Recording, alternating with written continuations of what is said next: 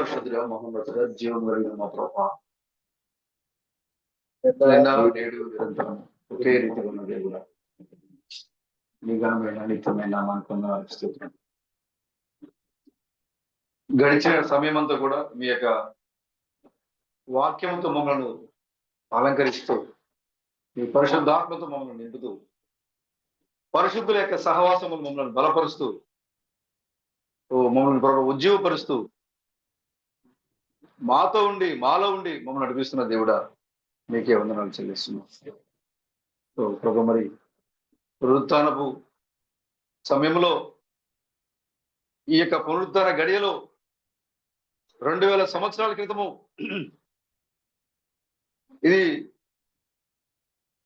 SVN sun కాదు, SYN Sunday అని మీరు చెప్పారు మా ప్రభు. లోకానికైతే ఇది సండే, కానీ పెళ్లి కుమార్తెకి ఇది సండే. ఇది కుమారుని దినము. ఈ దినమున సూర్యుడు సంతోషపడుతూ గంతులు వేస్తూ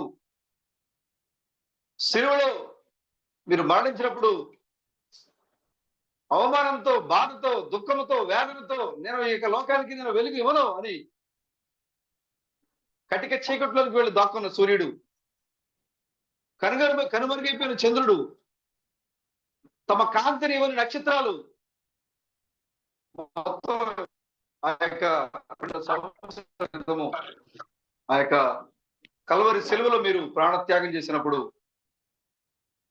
గొప్ప దేవుడి లోకానికి వస్తే గుర్తించకుండా ఆ దేవుడిని లోకము తిరస్కరించి అవమానించి నగ్నముగా గాలిలో వేలాడదీసిన ఈ లోకానికి మేము కాంతిని ఇవ్వము అని సూర్య చంద్ర నక్షత్రాలు తమ నివాస స్థలానికి వెళ్ళి దాక్కుని మీరు చెప్పారు మా ప్రభు.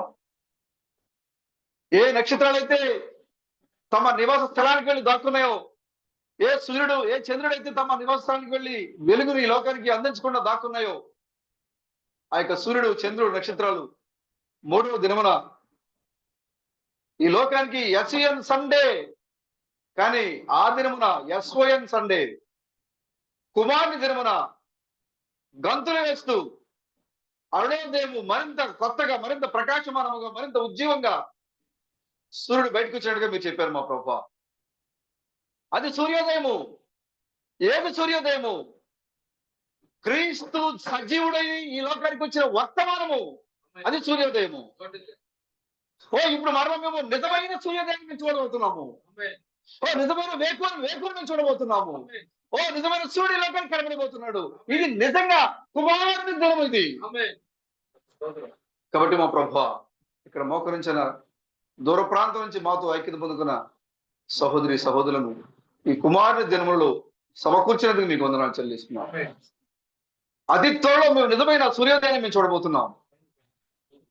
ప్రభు, మరి మనందరూ కూడా మరింత ఉత్సాహంతో ఆనాడు ఆ సూర్యోదయాన సూర్యుడు గంతులు వేస్తే ఎలా బయటకు వచ్చాడు, ఆ సూర్యోదయాన చంద్రుడు గంతులు వేస్తే ఎలా బయటకు వచ్చాడు, ఆ సూర్యోదయాన ఆకాశ నక్షత్రాలు గంతులు వేస్తే ఎలా బయటకు వచ్చినాయో, ఇప్పుడు నిజమైన సూర్యోదయాన్ని కూడా సూర్యుడు, చంద్రుడు, నక్షత్రాలు అలాగే రాబోతున్నాయి. నాశనము లేని, కాంతి తగ్గని, పొల్యూషన్ కలుషితం కానీ ఒక నిజమైన వాతావరణం మేము చూడబోతున్నాము. దాన్ని నిజంగా ఒక నిజమైన సూర్యోదయాన్ని మాకు చూపించబోతున్న దేవుడు మీకే వందనాలు చెల్లిస్తున్నాయి. సంఘాన్ని సోదరులను బలపరిచి నడిపించండి. కొన్ని మాటలు వినడానికి మీరు సిద్ధపడుతుండగా మీరే రంగం మీదకి వచ్చి నడిపించి మమ్మల్ని అందరూ మరుగుపరచండి. మా సొంత తెలివి జ్ఞానం అంతా కూడా మీరు మరుగుపరచండి. కేవలము మీరు మాకు ఇచ్చిన ఆత్మతో పరిశుద్ధ గ్రంథంలో ఈ దినానికి మీరు ఏదైతే సిద్ధపరించారో దానిని నేర్చుకునే విద్యార్థులుగా మేము ఉంటే సహాయం దయచేసి మీరే నడిపించి మహిమ, ఘనత, ప్రభావం పొందుకునమని మా విమోచకుడైన క్రీస్తు బ్రహ్మను మీ యొక్క నామంలో ఈ ప్రార్థనని అడుగుచున్నాం ప్రభువా. ఆమేన్. ఆమేన్. అందరికీ వందనాలు సోదరులారా, పరిశుద్ధులందరికీ వందనాలు. God bless you. God bless you. విశ్వణం గారు మాట్లాడుతున్నారు. నిజంగా మనం సూర్యోదయాన్ని చూడబోతున్నాం. మలాకీలో చెప్పిన విధంగా నీతి సూర్యుడిని మనం చూడబోతున్నాము. ఆ సూర్యోదయాన క్రీస్తు చనిపోలేదు, ఆయన సజీవుడు అని వర్తమానం తీసుకొచ్చింది.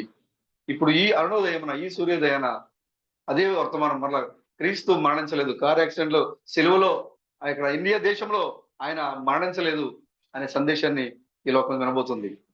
ఇదే నిజమైన సూర్యోదయం. ఆమె ప్రభుకి స్తోత్రం కలుగాక. హల్లెలూయా. కృష్ణుడంగా చెప్పారు. మనకి ఎన్ని రకాల బైబిల్ ఉన్నాయి చెప్పాలి? చెప్పండి ఒకటి. బాగా తెలిసిన వాళ్ళు చెప్పకండి బ్రదర్. బాగా తెలిసిన వాళ్ళు చెప్పొద్దు.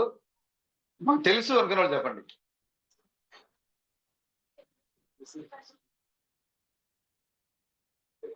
మొదటి బైబిల్ ఎక్కడుంది? ప్రకృతిలో ఉంది. ప్రకృతి అంటే కాలచక్రంలో ఉంది, అంతరిక్షంలో ఉంది. రెండో బైబిల్ ఎక్కడుంది? పిరమిడ్ లో ఉంది. మీరు నాకంటే బాగా చెప్తున్నారుగా. అందరు పెదాలను గమనిస్తాను నేను. అందరు పెదాలు చెప్తానే ఉన్నాయి. రెండో బైబిల్ ఎక్కడుంది? పిరమిడ్ లో ఉంది. మూడో బైబిల్ ఎక్కడుంది? ఎక్కడుంది? మన చేతిలో ఉంది. ఇప్పుడు మూడో బైబిల్ మన చేతిలో ఉంది. మొదటిది అంతరిక్షంలో ఉంది లేదా ప్రకృతిలో ఉంది. రెండవది పిరమిడ్ రూపంలో ఉంది. మూడోది ఈ మూడు బైబిల్కి ఇది అందరికీ తెలిసిందే కదా, రాయబడింది కదా. కృష్ణ బెణంగా చెప్పేశారు, ఆల్రెడీ రాయబడింది ఇక్కడ అనే. అది కూడా రాయబడిన బైబిలే పోయిన వాడు కూడా. కృష్ణ బెణంగారు సందేశాలు, కృష్ణ తామస సందేశాలు రిటర్న్ గా రాయబడిన అన్ని కూడా అక్షరార్థంగా ఉన్న బైబిల్లోనే ఉన్నాయి. ఇప్పుడు ఈ మూడు బైబిల్కి ముందుగా ఒక బైబిల్ ఉంది. మూడు బైబిల్ తర్వాత మరొక బైబిల్ ఉంది. మొత్తం 5 బైబిల్ ఉన్నాయి. ఎన్ని? కృష్ణ బెణంగా సందేశాన్ని మనం మార్చట్లా. మనం ఏం మార్చట్లా. ఆయన ఏం చెప్పారో దానిలోంచి తీసుకుంటాం మనం. 3 బైబిల్ మాత్రమే తెలుసు.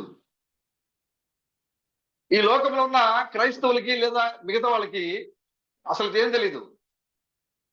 బైబిల్ అంటే తెలియదు వాళ్ళకి. కానీ ప్రవక్త బ్రహ్మం నమ్ముతున్న వారికి 3 బైబిల్ తెలుసు.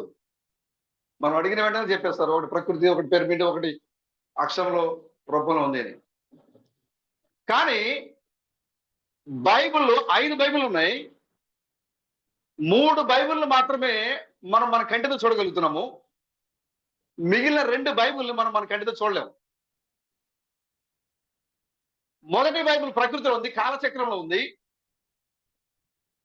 చూడండి, ఆ యొక్క బైబిల్ ఏదైతే ఆకాశంలో లేదా ప్రకృతిలో మొదటి బైబిల్ ఉందో, ప్రకృతిలో ఉందో, ఈ బైబిల్ ప్రకృతిలోకి రావడానికి ముందుగా దేవునికి తలంపులో ఉంది. ఎక్కడుంది? ఈ బైబిల్ ప్రకృతిలోకి రావడానికి ముందుగా ఈ బైబిల్ ఎక్కడుంది? దేవుని తలంపులో ఉంది. దేవుని తలంపులో ఉన్న ఈ బైబిల్ దృశ్య రూపంలోకి వచ్చింది. ఏ రూపంలో అంటే ప్రకృతి రూపంలోకి వచ్చింది. అంతరిక్షంలో కనపడుతుంది మనకి. నక్షత్రాలు, వివిధ నక్షత్రాల రూపాల్లో దేవుడు మనకి బైబిల్ చూసినప్పుడు సూర్యుడు, చంద్రుని, నక్షత్రాలను చూసినప్పుడు అనేక పుట్టుక, అనేక అస్తమించడం, అంతము, ఇవన్నీ కూడా మనం గమనించినప్పుడు టోటల్ బైబిల్ మనకు కనపడుతూ ఉంది. నక్షత్రాల్లో, అంతరిక్షంలో, ప్రకృతిలో ఒక చెట్టు పుట్టుక, అది పెరగడము, పుట్టుక దాని యొక్క బాల్య దశ, అది పెరగడము యవన దశ, ఆ తర్వాత వృద్ధాప్య దశ, ఆ తర్వాత దానికి జీవం మరలా వేళలోకి వెళ్ళడం, చనిపోవడం, మరలా తిరిగి అది జీవంతో బయటికి రావడం. ఇదంతా కూడా ఇదే బైబిల్. స్వయంగా చెప్పారు కదా, ప్రకృతిలో ఉన్న బైబిల్ ఏంటి? నాకు బైబిల్ ప్రకృతిలో కనపడింది అని ఆయన సందేశాలు మాట్లాడుతూ ఆయన చెప్పిన ఉదాహరణ ఇదే. ఒక చెట్టుని మీరు చూడండి, అది బాల్య దశలో విత్తనంగా పుడుతుంది. దానికి అది బాల్య దశ. ఆ చెట్టు ఏమవుతుంది? పెరుగుతుంది. అది యవన దశ. ఆ తర్వాత అది ఏమవుతుంది? వృద్ధాప్యానికి వస్తుంది. ఆ తర్వాత దానిలో ఉన్న జీవం ఏమవుతుందంట? మరలా వేళలోకి వెళ్ళిపోతుంది. తిరిగి మరలా అది ఒక దినాన మరలా కనపడుతుంది. ఇదే ప్రకృతి బైబిల్ అని చెప్పారు. అంటే ఒక మానవుడు ఈ లోకానికి వచ్చి ఎలాగది కనుమరుగవుతున్నాడో ఇది బైబిల్. ఒక మానవుడు వచ్చి తన యొక్క జీవాన్ని బాల్య దశలో, యవన దశలో, వృద్ధాప్య దశలో ఈ లోకానికి కనబడి మరలా అదృశ్యమై మరలా దాని జీవంతో ఎలాగైతే కనపడుతున్నాడో ఇది బైబిల్ అని చెప్పారు. ఇది ప్రకృతి బైబిల్. పిరమిడ్ లో ఉన్న బైబిల్, దేవునికి తలంపులో ఉన్న బైబిల్. ఇది మొదటి బైబిల్. ఇది అదృశ్య రూపంలో ఉన్న బైబిల్. దీన్ని ఈ లోకంలో ఎవరు చూడలేరు. దీన్ని దేవునికి తలంపులో ఉన్న బైబిల్ దృశ్య రూపంలోకి వచ్చింది, అంతరిక్షంలోకి వచ్చింది, ప్రకృతిలోకి వచ్చింది. ఈ ప్రకృతిలో దృశ్య రూపంలో ఉన్న బైబిల్ని హానోకు చూసినప్పుడు హానోకు వీటన్నిటిని గమనించి ఈ యొక్క ప్రకృతిలో ప్రపంచవ్యాప్తంగా వ్యాపించిన ఈ యొక్క బైబుల్ని హానోక్ ఏం చేశాడంటే పిరమిడ్ రూపంలో నిర్మించాడు దాన్ని. రాజు దగ్గరికి వెళ్ళాలంటే 7 మెట్లు ఎక్కాలి. ఏం కట్టాడు ఆయన? 7 మెట్లు కట్టాడు ఆయన. 7వ మెట్టు దగ్గర నుంచి చూస్తే ఏం కనపడుతుంది? అక్కడ లోపల ఒక శవపేటిక కనపడుతుంది. అది పడుతుంది రాజు యొక్క శవపేటిక. ఆ తర్వాత దాన్ని దాటుకుంటూ మనం వెళ్తే ఏం కనపడుతుంది? అక్కడ రాణి యొక్క గది. ఇవన్నీ కూడా పిరమిడ్ మనం చూసినప్పుడు మనకు అర్థమయ్యే విషయాలు. ఈ యొక్క హానోకు పిరమిడ్ నిర్మించాడు, కానీ హానోకు తెలుసు క్రీస్తుగా దేవుడి లోకానికి వచ్చినప్పుడు తిరస్కరిస్తారు కాబట్టి దీని మీద తలరాయి ఇంకా రాదు. ఆయన వచ్చి ఈ యొక్క లోకానికి వచ్చి మానవుడిగా పరిచయం చేస్తుంది, ప్రజలు ఆయన అంగీకరించారు అని హానోకు ఎరిగి ఉండే హానోకు పిరమిడ్ పైన తలరాయిని పెట్టలేదు. ఐరోపా ఖండంలో హానోకు యొక్క పిరమిడ్ నేటికి ఉంది. అది పెద్ద పర్వతంగా ఉండిపోయింది. అది దానిపైన ఏం లేదు, తలరాయి లేదు. ఈ యొక్క హానోకు చూడండి, మొదటి బైబిల్ దేవునికి తలంపులో ఉంది, అది ప్రకృతిలోకి వచ్చింది. ప్రకృతిలో ఉన్న బైబిల్ చూసి హానోకు ఏం చేశాడు? పిరమిడ్ రూపంలో నిర్మించాడు దాన్ని. ఒకే బైబిల్ ఇది. దేవునికి తలంపులో ఉన్న బైబిలే ప్రకృతిలో కనపడింది. ప్రకృతిలో కనపడిన బైబిలే హానోకు ఏం చేశాడు? పిరమిడ్ రూపంలో నిర్మించాడు. ఇప్పుడు ఈ పిరమిడ్ రూపంలో నిర్మించిన ఈ యొక్క బైబిల్ని మోషే సీనాయి పర్వతం మీద దీని ఏం చేశాడు? ఆయన అక్షర రూపంలో రాశాడు దీన్ని.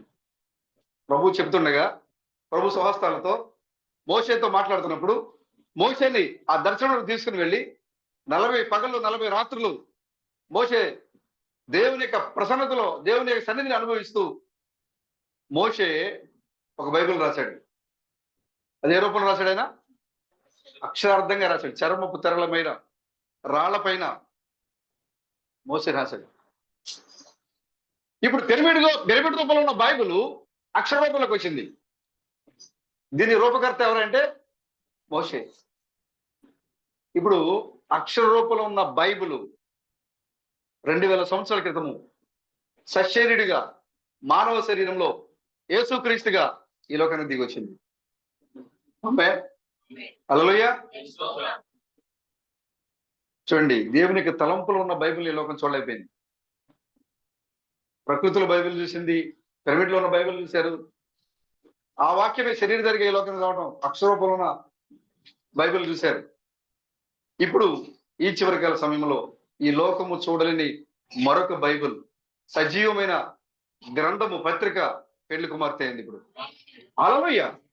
ఇప్పుడు ఈ పెళ్లి కుమార్తె ఈ 5వ బైబిల్, మొదటి బైబిల్ ఎలాగైతే దేవునికి తలంపులో దాగిందో దేవుల్లో ఉందో ఈ బైబిల్, ఇప్పుడు అలాగే ఈ బైబిల్ ఇప్పుడు ఈ చివరి దినాల్లో దేవుళ్ళుగా పిలువబడుతున్న ఈ పెళ్లి కుమార్తెలో, ఈ పెళ్లి కుమార్తెకి తలంపులో శరీర రీత్యా ఈ బైబిల్ దాగుంది. ఇప్పుడు విశ్వనాథ్ గారు మాట్లాడుతున్నారు 3 బైబిల్లే తెలుసు ఈ లోకానికి, కానీ మనకి 5 బైబిల్ తెలుసు. ఆమె మొదటిది మన తండ్రి యొక్క తలంపులో దాగి ఉంది ఆ బైబిల్. ఇప్పుడు ఆ బైబిలే నేనై ఉన్నా, నీవై ఉన్నావు, మనందరమై ఉన్నాం. మనము ఇప్పుడు మనమందరం కూడా చదవబడి పత్రికలమైనాం. మనమందరం కూడా ఇప్పుడు మనమందరం కూడా సజీవమైన ఓ అక్షరార్థమైన బైబిల్ కాదు, పిరమిడ్ లో ఉన్న బైబిల్ కాదు, అంతరిక్షంలో ఉన్న బైబిల్ కాదు. మనం ఇప్పుడు నిజమైన బైబిల్లో ఉన్నాం మనం ఇప్పుడు ఈ లోకానికి. ఆమె అర్థం ఏంటి అంటే మనిషికి మరణం లేదు, ఇదే బైబిల్. ఆ యొక్క చెట్టుకి ఏదైతే కృష్ణ గారు ప్రకృతిలో మొదటి బైబిల్ ఉంది నేను నేర్చుకున్నా అని ఎగ్జాంపుల్ గా బైబిల్ ఆ చెట్టు గురించి మాట్లాడుతూ కృష్ణ గారు వివరించారు. ఆ యొక్క చెట్టును పోల్చిందారంటే ఒక మనిషిని చూపిస్తూ ఆయన బాల్యము, యవన దశ, వృద్ధాప్యము ఈ మరల తిరిగి ఆ మనిషి అదృశ్యమైపోడు కానీ మరల ఒక దినాన ఈ భూమి మీద కనపడతాడు అనేది బైబిల్. హల్లెలూయా. ప్రభుకి స్తోత్రం కలుగుగాక. ఈ ప్రపంచానికి 3 బైబిల్ తెలుసు, కానీ పెళ్లి కుమార్తె అయిన మనకి ఆ 3 బైబిల్కి ముందుగా ఏ బైబిల్ ఉంది, ఆ తర్వాత ఏ బైబిల్ ఉంది అని మనకి దేవుడు పరిపూర్ణంగా తన యొక్క లేఖనాల ద్వారా మనకి విషయం చూపించారు. ఆయన ఈ 3 బైబిల్ కంటికి కనబడుతూ ఉంటాయి, కానీ ఆ ఫస్ట్ బైబిల్, ఈ 5వ బైబిల్ కంటికి కనబడేది కాదు. ఇది కంటికి కనబడేది కాదు. ఇక్కడ దేవుని యొక్క తలంపులో దాగి ఉంది ఈ బైబిల్. ప్రభుకి స్తోత్రం కలుగాక. హల్లెలూయా. ఈ యొక్క 7వ ముద్ర పగలగొట్టబడినప్పుడు ఈ విషయాలన్నీ కూడా తేటతెల్లంగా ప్రకటన 17లో ఉన్న 7వ దిగి వచ్చి ఆ దేవుని యొక్క మర్మాన్ని పరిశుద్ధ గ్రంథంలో రాయబడిన అనేక విషయాల్ని మనకు బయలుపరచడానికి దేవుడు ఆయనే 7వ దూతగా ఆ పిరమిడ్ లో 7వ మెట్టు ఎక్కి మనం ఎలాగైతే ఆ లోపలికి మనం ప్రవేశించగలుగుతామో, అలాగే ఇప్పుడు 7వ సంఘానికి వచ్చిన మనము ఈ యొక్క 7వ మెట్టు దాటి మనం ఎక్కడికి వెళ్ళామంటే ఒక ఉన్నతమైన స్థితికి వెళ్ళిపోయాం మనం ఇప్పుడు. ఆ పిరమిడ్ లోపలికి మనం ప్రవేశించాం అంటే బైబిల్ లోపలికి మనం వెళ్ళిపోయాం ఇప్పుడు. అందుకోసం ఈ లోకము చూడలేని విషయాలను మనం చూడగలుగుతున్నాం. హల్లెలూయా. పద్మాసు ద్వీపము శపించబడిన ప్రాంతం అది. మిగతా వాళ్ళందరికీ దాంట్లోకి వెళ్ళాలంటే భయం, ఒక శాపగ్రస్తమైన జీవితం అది. రోమ ప్రభుత్వానికి ఎవరైతే వ్యతిరేకంగా మాట్లాడతారో, వ్యతిరేకంగా జీవిస్తారో వారందరూ తీసుకెళ్లి దాంట్లో పడేస్తూ ఉంటది. కానీ ఏదైతే ఈ లోకానికి శాపగ్రస్తమైన దీవిలా ఉందో ఆ పద్మాసు దీవి, యోహానికి పరలోకపు యొక్క దర్శనం చూడగలిగే దీవిగా మారిపోయింది. అవునా? అందరూ భయపడ్డారు దాన్ని చూసి. కానీ యోహాను ఆ దాంట్లో కూర్చొని, పద్మాసులో కూర్చొని ఆయన 2000 సంవత్సరాల కారమైన తెరను తీర్చుకొని లోపలికి చొచ్చుకొని వచ్చి ఆయన మనం ఇక్కడ కూర్చొని ఎలా చప్పట్లు కొడుతున్నామో, ఎలా ఆనందిస్తున్నామో, పెళ్లి కుమార్తె తరంతరాలుగా ఎలా అలంకరించబడుతుందో, ప్రకటన 10వ అధ్యాయంలో బలమైన దూతగా ఎలా దిగి వస్తున్నాడు, ఇవన్నీ కూడా కాలమైన తెరను చీల్చుకొని ముందుకు వచ్చి ఆయన చూశారు. ఆయన లోకానికి శపించబడిన స్థలం అది, యోహానికి మాత్రము బంగారు స్థలం అది. ఎందుకంటే దేవుడు తన భవిష్యత్తులో ఏ కార్యం చేయబోతున్నాడో దర్శనంలో కూర్చొని అక్కడ చూడగలిగిన స్థలం అది. చూసారా? మిగతా వాళ్ళకి అర్థం కదా, కానీ మనకంతే. ఈ యొక్క లోకానికి ఈ బైబిల్ ఈ లోకానికి ఎలా కనపడుతుంది? మీరు కొంతమంది చూస్తూ ఉన్నారు కదా, కొంతమంది మధ్యలో బాగా ఎక్కువగా దీంట్లో అన్ని రకాల బూతులే ఉన్నాయి, అన్ని రకాల శాపాలు ఉన్నాయి. వాళ్ళ తల్లిదండ్రులు, పిల్లలు, వాళ్ళ తండ్రులు ఈ రకంగా ఒకరికొకరు విరోధంగా ఇవి బైబిల్లో అనేక విషయాలు కనపడుతున్నాయి. ఇది శాపగ్రస్తమైన బైబిల్, ఇది పరిశుద్ధ గ్రంథం కాదు, ఇది వెలువబడిన గ్రంథం. ఇది ఎలా వ్యభిచరించాలి, ఎలా తండ్రితో కుమార్తెలు ఎలా వ్యభిచరించాలి, లేదా మామతో కోడలు ఎలా వ్యభిచరించాలి, లేదా ఓ తల్లి కొడుకుల యొక్క మరి యొక్క వ్యభిచారం గురించి ఎలా చేస్తా ఉంది, వాళ్ళ దేవుని మాట వినకపోతే మలమూత్రాన్ని ఎలా తినిపిస్తాడు అనే ఆ విషయాలు దీంట్లో పొందుపరిచించారు. కాబట్టి ఇది అపవిత్రమైన గ్రంథము, శాపగ్రస్తమైన గ్రంథము అని ఈ లోకాన్ని దీన్ని నిందలు వేస్తూ ఉన్నారు. ఎవరైతే ఇది శాపము, ఇది నిందలు మరి గ్రంథము, ఇది అపవిత్రమైన గ్రంథమని మరి దీని మీద నింద మోపుతున్నారో, ఈ యొక్క శాపగ్రస్తమైనటువంటి లోకానికి శాపగ్రస్తంగా కనపడుతున్న ఈ గ్రంథంలో నుండే మనము కాలమనే తెరను చీల్చుకొని వెనక్కి వస్తున్నాం, ముందుకెళ్ళి వస్తున్నాం. మనం ప్రభుకి స్తోత్రం కలుగును గాక.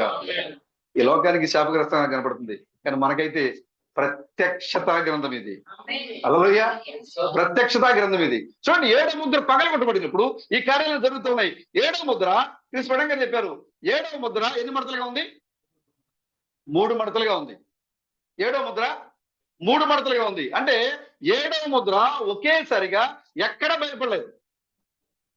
క్రీస్తు ప్రణవ కాలంలో బయలుపడలేదు, క్రీస్తు థామస్ కాలంలో బయలుపడలేదు. అదేవిధంగా ఇప్పుడు కూడా ఇది ఎన్ని మడతలుగా ఉందంటే 3 మడతలుగా ఉంది. ముద్ర పగలగొట్టబడింది, కానీ పూర్తిగా ఆ కాలంలో ఉన్న ప్రజలు దాన్ని చూడలేకపోయారు, గ్రహించలేకపోయారు.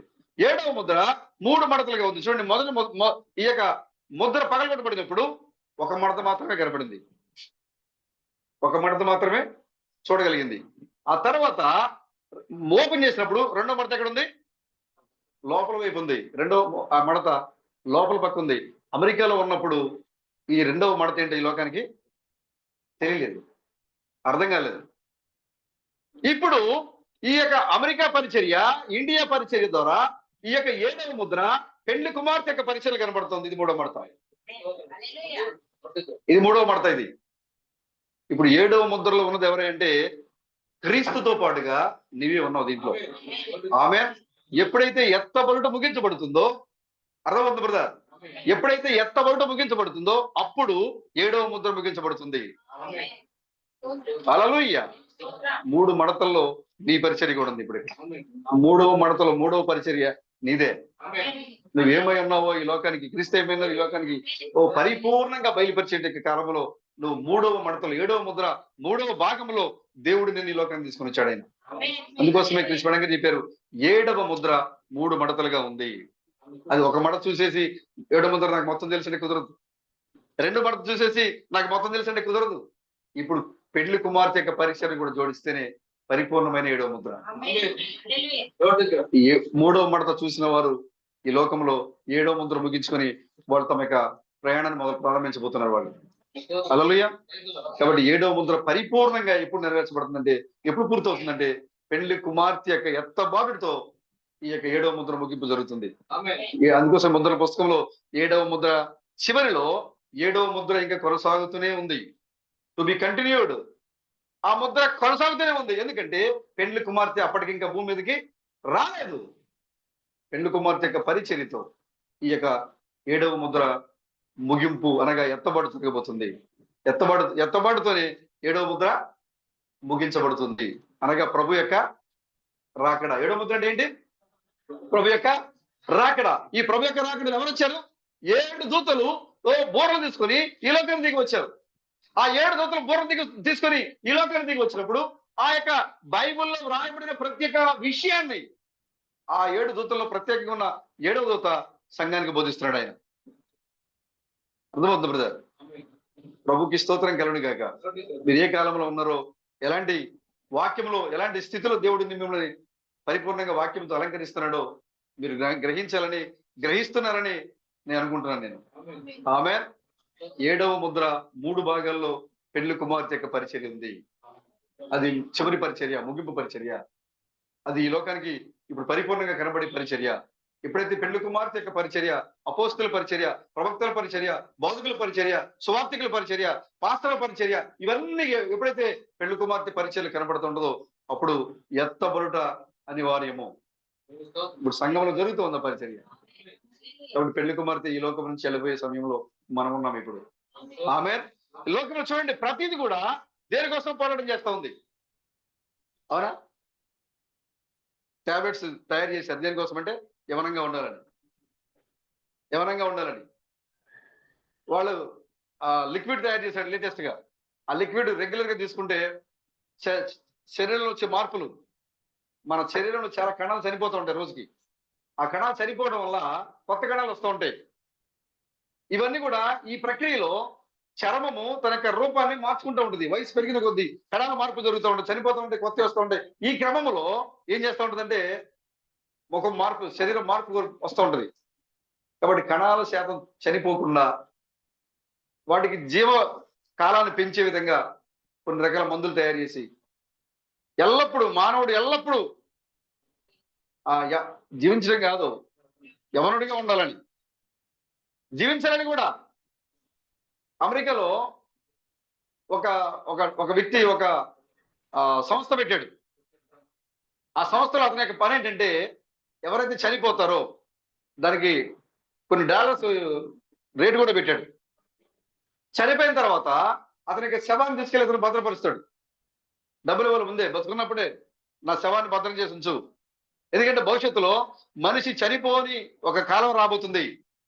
ఆ సమయంలో వాళ్ళు ఏదైతే చనిపోకుండా ఏ మందులు అయితే వాడతారో ఆ టైంలో నాకు కూడా మందులు వాడి మరలా నన్ను బతికించాలి.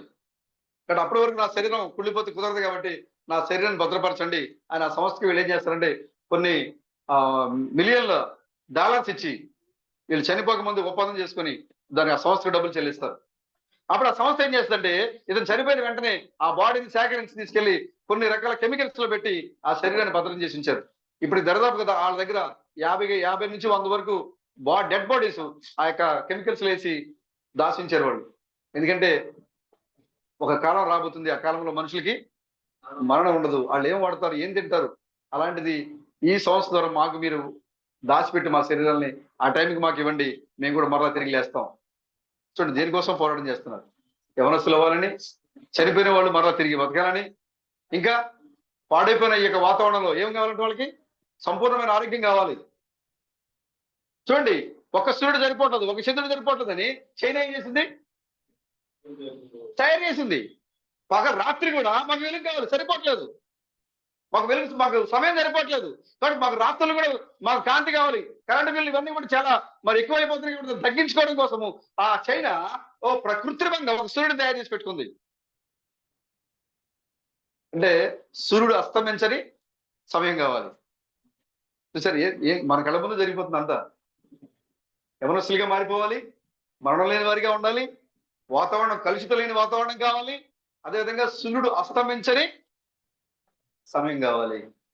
ఇవన్నీ కూడా ప్రకృతి కోరుకుంటా ఉంది. ఎందుకంటే ఆల్రెడీ గతంలో పడిపోక మునుపు ఇవన్నీ ఉన్నాయి ఇక్కడ. పడిపోక మునుపు ఇవన్నీ కూడా ఇక్కడ ఉన్నాయి. ఆదాము యవనస్తుడిగా ఉన్నాడు. ఆదాము యొక్క శరీరం ఎక్కడ కూడా వృద్ధాప్యానికి చేరుకోలేదు. సూర్యుడు అస్తమించలేదు, చంద్రుడు అస్తమించలేదు, మరణం లేదు, వ్యాధులు లేవు, దుఃఖం లేదు, బాధ లేదు. ఇలాంటి ఒక కాలాన్ని ఈ భూమి చూసింది. కాబట్టి మరలా దీనికోసం అది పోరాటం చేస్తూ ఉంది, జరుగుతూ ఉంది, మరలా రాబోతుంది. దానికంటే ముందుగానే సాతాను వివిధ రూపాల్లో ఈ యొక్క లోకానికి అందించడానికి కూడా ప్రయత్నం చేస్తున్నాడు. అవునా? ఇవన్నీ ఏంటి? కృత్రిమంగా సూర్యుని పెట్టడం ఏంటి? సాతాను పనే కదా. దేవుడు సజీవంగా సమాధుల నుంచి లేపుతారు ఆయన చెప్తే శవాలను తీసుకెళ్లి దాచిపెట్టి కెమికల్స్ లో పెట్టి మా శరీరం లేస్తుందని చెప్పంటాం. ఎవరి పని ఇది? సాతాను పనే కదా. దేవుడు పిలిస్తే ఎంత ముసలివాడైనా 100 సంవత్సరాలు ఎవరో ముసలివాడు కూడా 20 సంవత్సరాలు ఎవరొస్తగా లేచి బయటికి వస్తారని బైబిల్ చెబుతుంటే, మరి వీళ్ళు ఆ టానిక్లు లేదా ఆ సిరప్లు లేదా ఆ టాబ్లెట్స్ తీసుకోవడం ఎవరిది వంకర చేయడం ఇదంతా కూడా. అంటే దేవుడు చేయబోయే దాన్ని వీడు ముందుగానే వంకర చేస్తున్నాడు. ఎందుకంటే వాడికి తెలుసు అలాంటి కాలం ఒకటి రాబోతుందని. వాడు దాన్ని ముందుగానే స్థాపిద్దామని వాడి జనం మధ్యలో. కానీ పెళ్లి కుమార్తె ఎవరితో ఉంటది? దేవుని యొక్క వాక్యం మీద ఆధారపడి ఉంటుంది ఆమె. మిగతా వాళ్ళు ఏం చెప్పినా ఆమె మీద. చూడండి, మొదటి సమూయేలు గ్రంథము 2వ సమూయేలు 20 అధ్యాయం 1 చదవండి.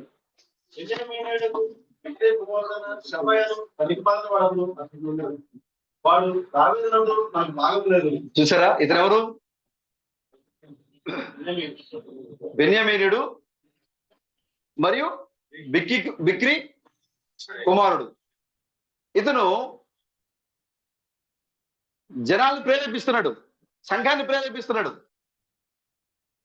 ఏమని తెలుసా? దావీదు రాజుగా ఉన్న సమయంలో ఈ శవ లేచి, దావీదుతో మనకేంటి పని? దావీదులో మనకు భాగం లేదు, దావీదులో మనకు స్వాస్థ్యం లేదు. కాబట్టి మీరు మీ గృహాలకు వెళ్ళిపోండి, మీ గుణాలకు వెళ్ళిపోండి అని వంకర చేయడం మొదలుపెట్టాడు. దేవుడు కావాలని పశువుల కాపరి, గొర్రెల కాపరిగా ఉన్నటువంటి దావీదుని తీసుకొచ్చి తన మందకి, తన ప్రజలకి రాజుగా చేస్తే, ఈ షబా ఏం చేస్తున్నాడు? జనాలను ప్రేరేపిస్తున్నాడు. మీరు దావీదు దగ్గర ఉండొద్దు, వెళ్ళిపోండి. దావీదు దగ్గర మీరు ఉండొద్దు. దావీదు దగ్గర మనం ఉన్నాం, మనకు ఉపయోగం లేదు. ఆయనతో మన స్వాస్థ్యం లేదు, మన పాలు భాగం లేదు, దావీదుతో మనకు భాగం లేదు. మీరు ఆయన దగ్గర నుంచి వెళ్ళిపోండి. మీరు ఆయన దగ్గర నుంచి మీ ఊరికి వెళ్ళిపోండి, మీ గురాలకు వెళ్ళిపోండి అని చెప్పారు. బాకా వేసి మరీ ఊతున్నాడు ఆయన. ఈ షబా ఏం చేస్తున్నాడు? దావీదు నుండి ప్రజలని తరిమి వేయడానికి, వేరు చేయడానికి. అప్పటి వరకు ఇజ్రాయేలు, యూదులు దావీదును అంటుకొని ఉన్నారు వాళ్ళు. కానీ ఈ షబా వచ్చి ఏం చేశాడంటే, మీరు దావీదుతో ఉండొద్దు, మీరు వెళ్ళిపోండి అని బాకా ఊది మరి ప్రకటన చేశాడు. చూడండి అక్కడ.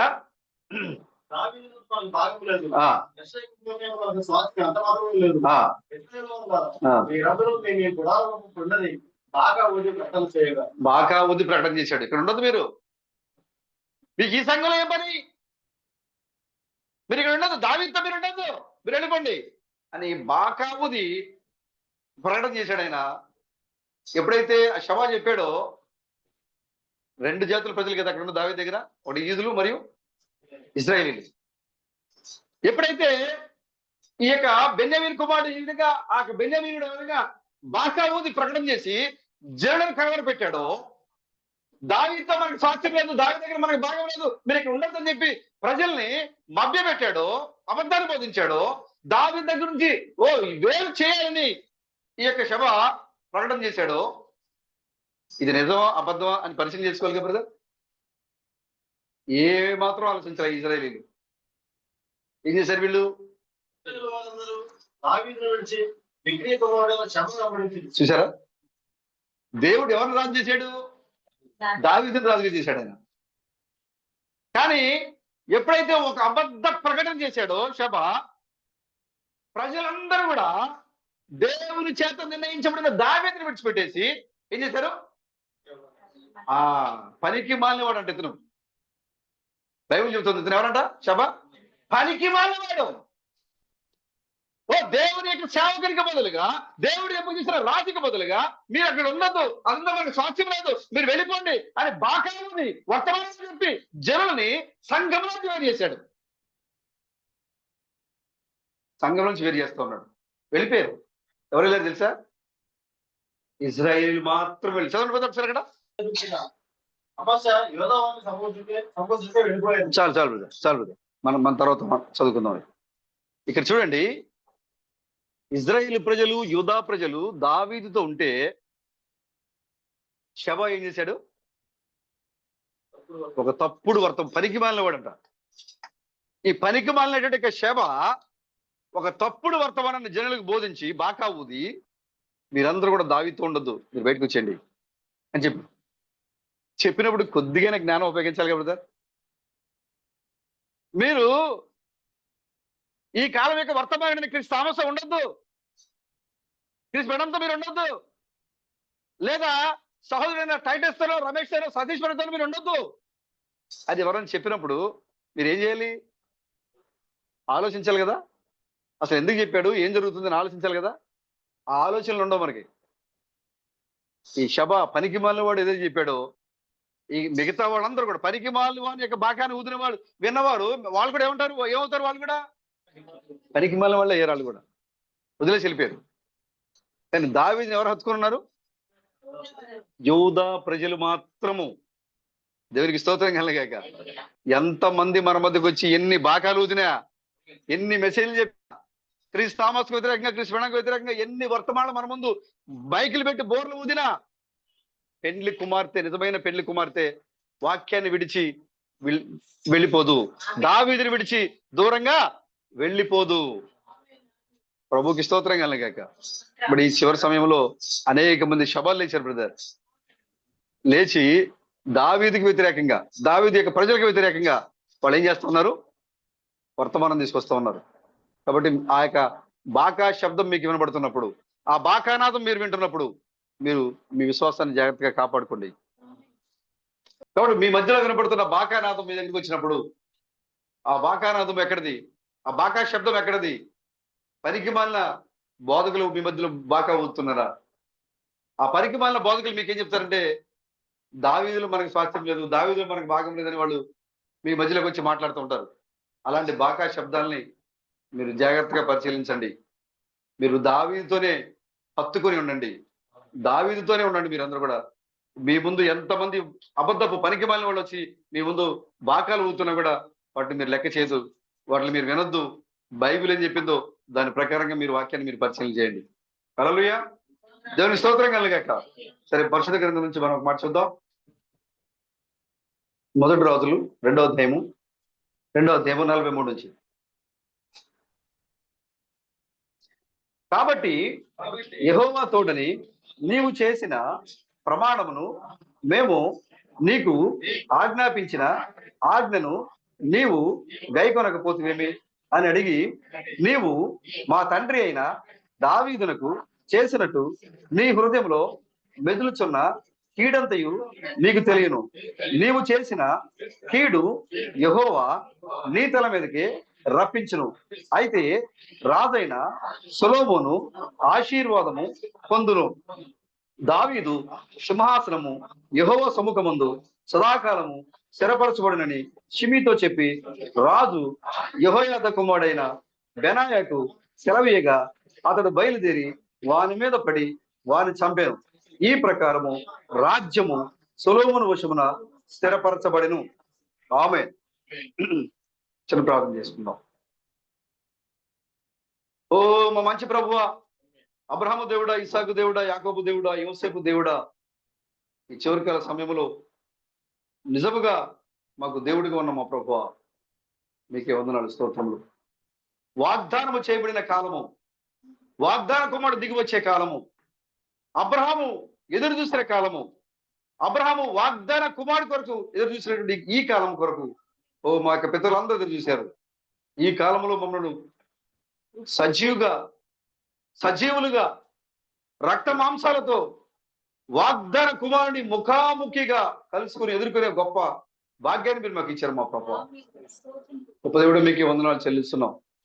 ఓ ఇప్పుడు మీ యొక్క పరిశుద్ధ గ్రంథంలోంచి కొన్ని మాటలు మేము చదువుకున్నాం మా ప్రభా. ఓ గ్రంథకర్తమైన మా ప్రభా, మీరే రంగం మీదకి వచ్చి మాట్లాడండి. మా హృదయాలను తలంపులను మరుగుపరచండి.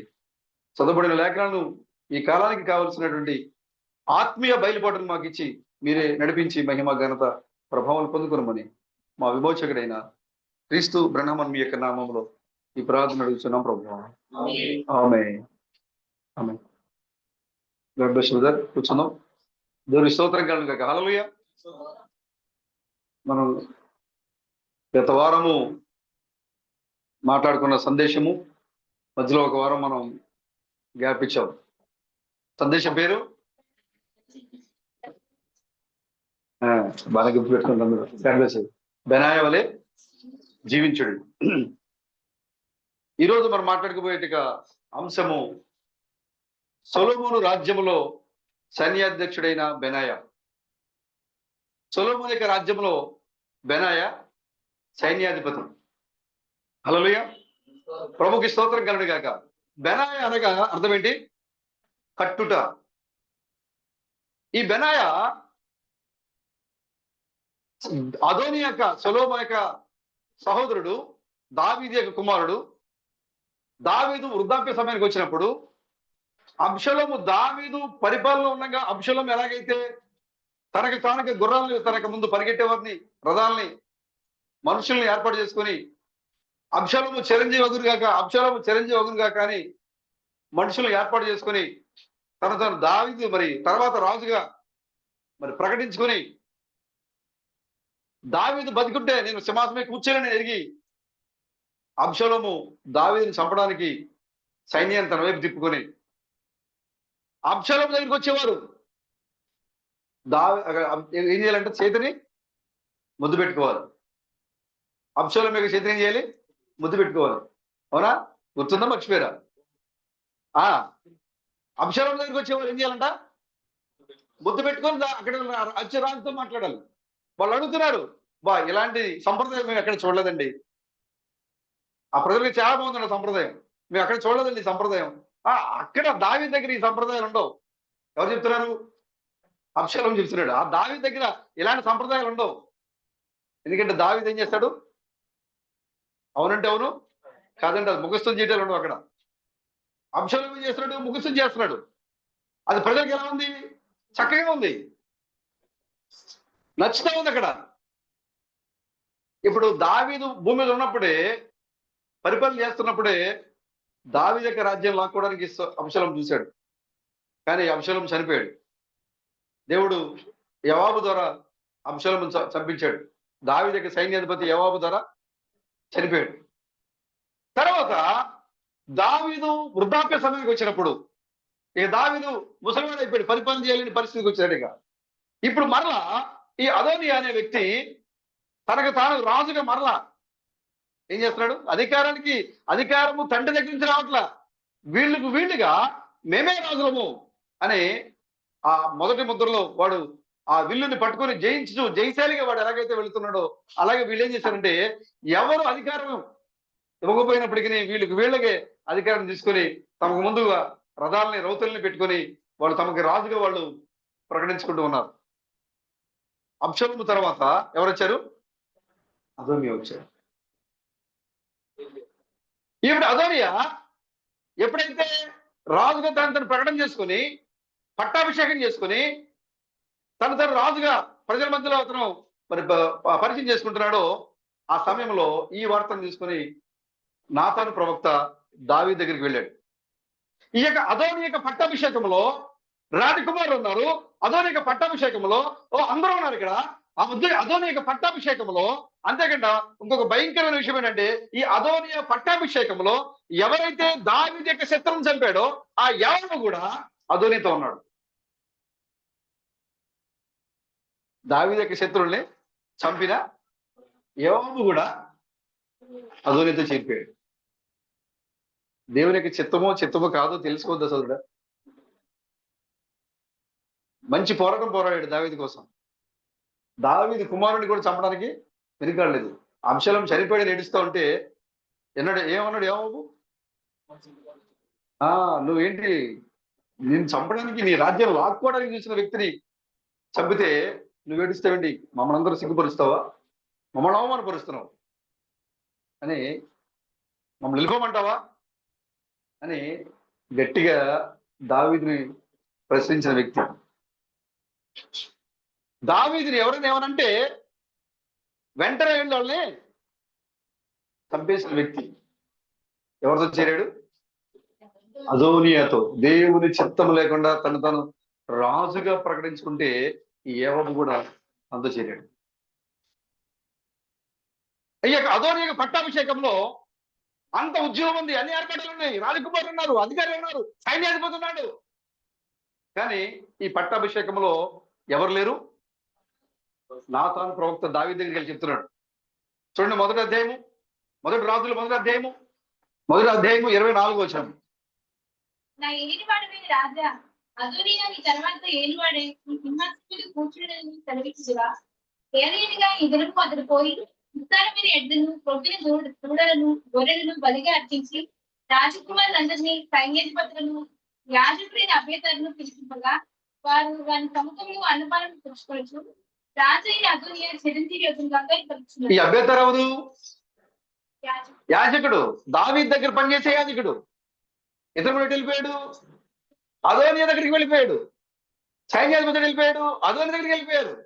రాజకుమార్ దగ్గరికి వెళ్ళిపోయారు, అదోని దగ్గరికి వెళ్ళిపోయారు. ఎక్కువ భాగము దావీదుని విడిచిపెట్టేసి ఎవరి దగ్గరికి వెళ్ళారు? వెళ్ళిపోయారు. అది దేవుని చిత్తం కాదు, దేవుడు ఏర్పాటు చేసుకోలేదు అక్కడ. ఎప్పుడైతే అదోనియా తను రాజుగా ప్రకటించుకుంటున్నాడో అప్పుడు నాతాను ప్రవక్త బయలుదేరి దావీదు దగ్గరికి వెళ్ళాడు. అప్పుడు దావీదు ఎలా ఉన్నాడు? వృద్ధుడిగా ఉన్నాడు, ముసలివాడిగా ఉన్నాడు. నువ్వు చెప్పావా నీ తర్వాత అదోనియా రాజు అవుతాను, నువ్వేమన్నా మాట్లాడావా? దావీదు అన్నాడు, లేదే. మరేంటి అతనేంటి అందరు జనాలను పోగు చేసుకుని తను రాజుగా చేసుకుంటున్నాడు? చదవండి ఒకసారి. చూడండి, ఎవరు లేరంట దాంట్లో. ఈ యొక్క పట్టాభిషేకంలో ఇతను ఎలాంటి వాడు? అదోనియా సుందరుడు. దావీదు కూడా తన కుమారుని తిట్టలేనంత అందంగా ఉన్నాడంట. ఆయన అంత అందగాడు. ఏం అనలేకపోయాడు. మీరు మొదటి అధ్యాయం మనం చూస్తే ఎక్కడ కనపడుతుంటది. అతని యొక్క రూపాన్ని చూసి దావీదు తన కుమారుడు ఏమనలేకపోయాడు, అంత అందగాడిగా ఉన్నాడు. ఇప్పుడు ఈ యొక్క దావీదు యొక్క కుమారుని యొక్క పట్టాభిషేకంలో అందరూ ఉన్నారు అక్కడ. యాజకుడు ఉన్నాడు, రాజకుమారులు ఉన్నారు, సైన్యాధిపతి ఉన్నాడు, మిగతా సైన్యం అందరూ ఉన్నారు అక్కడ. కానీ నాతాను ప్రవక్త కొన్ని పేర్లు మాత్రమే పలుకుతున్నాడు, ఎవరెవరు లేరో చెప్తున్నాడు అక్కడ. చూడండి. అయితే ఈ సేవకుడైన నన్ను, యాజకుడి సాదోకును, యెహోయాదా కుమారుడైన బెనాయాను, నీ సేవకుడైన సొలొమోనును అతనికి ఇచ్చినవాడు కాదు. 4 పేర్లు చెప్పాడు. ఫస్ట్ ఎవరు? నేను లేను అంటే ఎవరు? నాతాను ప్రవక్త లేడు. ఆ తర్వాత ఎవరు లేరు? యాజకుడు లేడు, సాదోకు లేడు. ఆ తర్వాత ఎవరు లేరు? బెనాయా లేడు. బెనాయా ఎవరు? దావీదు యొక్క అంగరక్షకుడు. దావీదు యొక్క పర్సనల్ గా ఇంట్లో 30 మంది అధిపతుల్లో అధికారిగా ఉండి దావీదుకి బాడీ గార్డ్ గా ఉన్నటువంటి బెనాయా అయిన ఏం లేడు. ఆ తర్వాత ఇంకెవరు లేరు? సొలొమోను లేడు. ఈ నలుగురు లేకుండా పట్టాభిషేకం జరుగుద్దా అని అడుగుతున్నాడు ఆయన. నలుగురు లేకపోతే ఏమవుతుంది బ్రదర్? మిగతా ఎంతమంది జనాభా అక్కడ? వేల మంది జనాభా ఉన్నారు కదా అక్కడ. కానీ ప్రవక్త అడుగుతున్నాడు, నేను లేను, సాదోకు లేడు, బెనాయా లేడు, సొలొమోను లేడు. నీ వలన జరిగేదైతే మాకందరికి ఇన్విటేషన్ ఉండేదే కదా. ఎవరైతే ఆత్మపూర్ణులై ఉన్నారో, ఎవరైతే దేవుని ఆత్మచేత నింపబడున్నారో వారు లేకుండా పట్టాభిషేకం జరుగుతుంది అంటే ఏదో తేడా ఉందని నీ దగ్గరికి వచ్చాను నేను. రాజా, నీకు ఈ విషయం తెలుసా అని అడిగాడు. వెంటనే దావీదు ఏం చెప్పాడు తెలుసా? నాకు తెలియదే. బత్షెబ కూడా వచ్చింది. నా కుమారుడు రాజుగా చేస్తాను కదా. ఇప్పుడు వెంటనే నాతాను ప్రవక్త బత్షెబ ముందు వెళ్తా, తర్వాత నువ్వురా అని ఆయన ముందు మాట్లాడిన తర్వాత బత్షెబని తీసుకొచ్చాడు. ఆమె అడిగింది. అప్పుడు ఆయన ఒక వార్త చెప్పాడు ఆయన దావీదు. వెంటనే బెత్షెబ మాట్లాడి వెళ్ళిపోయిన తర్వాత దావీదు మరలా ఈ నలుగురిని పిలిచాడు. ముందుగా నాతాను ప్రవక్త, తర్వాత సాదోకు, తర్వాత బెనయ. వాళ్ళ ముగ్గురిని పిలవమని చెప్పాడు ఆయన. ఎప్పుడైతే తన కుమారుడైన అదోనియా అక్కడ రాజుగా తనను ప్రకటించుకుంటున్నాడో ఆ పట్టాభిషేకాన్ని రద్దు చేయడానికి, అతడు రాజు కాదు, నేను నిర్ణయించిన ఒక వ్యక్తి రాబోతాడు రాజుగా అని చెప్పడానికి, ఆ వ్యక్తిని ఈ లోకానికి పరిచయం చేయడానికి, ఆ వ్యక్తిని గాడిద తన గాడిద మీద కూర్చోబెట్టి ఊరేగించడానికి ఎవరు ప్రవేశపెట్టాడు ఆయన? ముగ్గురు వ్యక్తులు పిలిచాడు.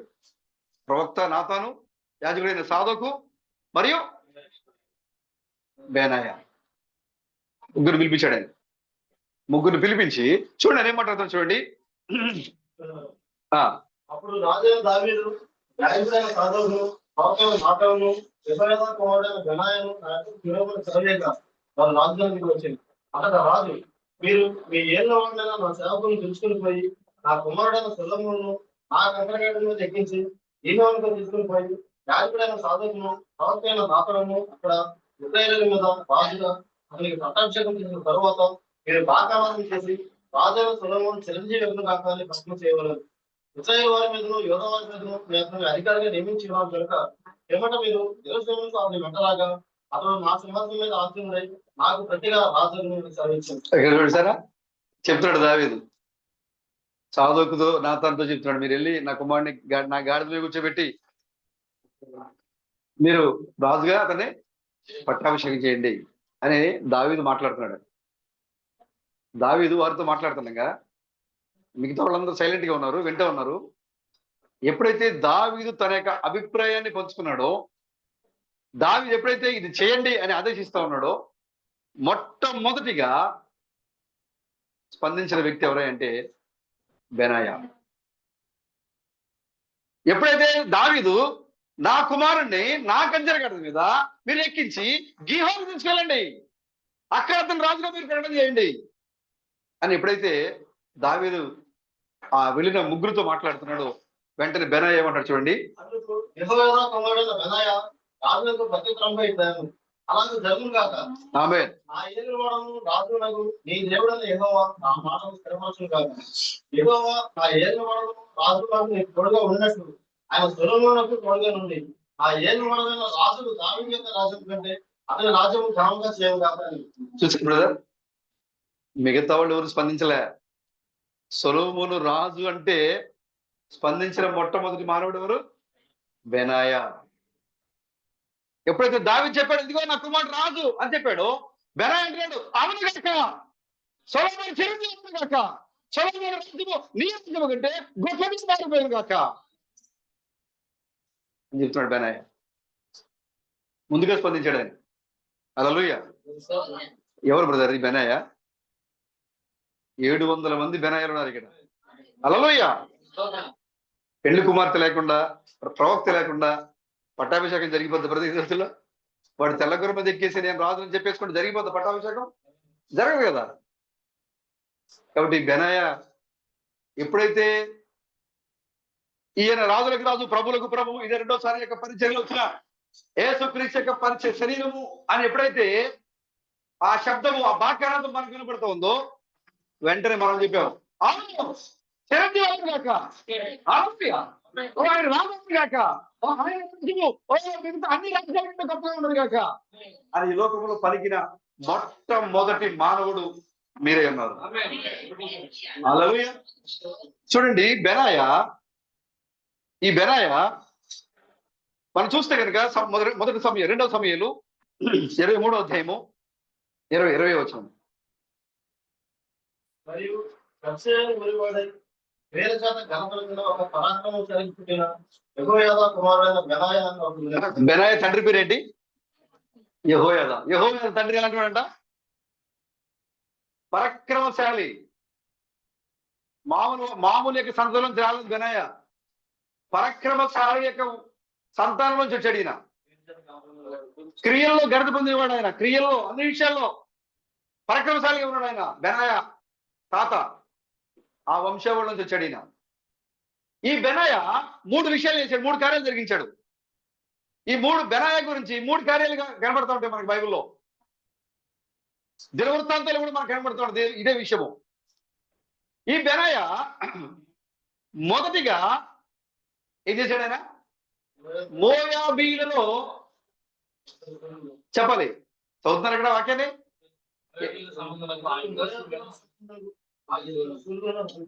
ఎవరా 2 శూరులు? మోయాబీలకు సంబంధులకు 2 శూరులు ఈ బెనాయ చంపాడు. ఇది మొదటి కార్యము, ఇది మొదటి పరిచర్య. బెనాయ మొదటి పరిచర్య. బెనాయ యొక్క రెండో పరిచర్య.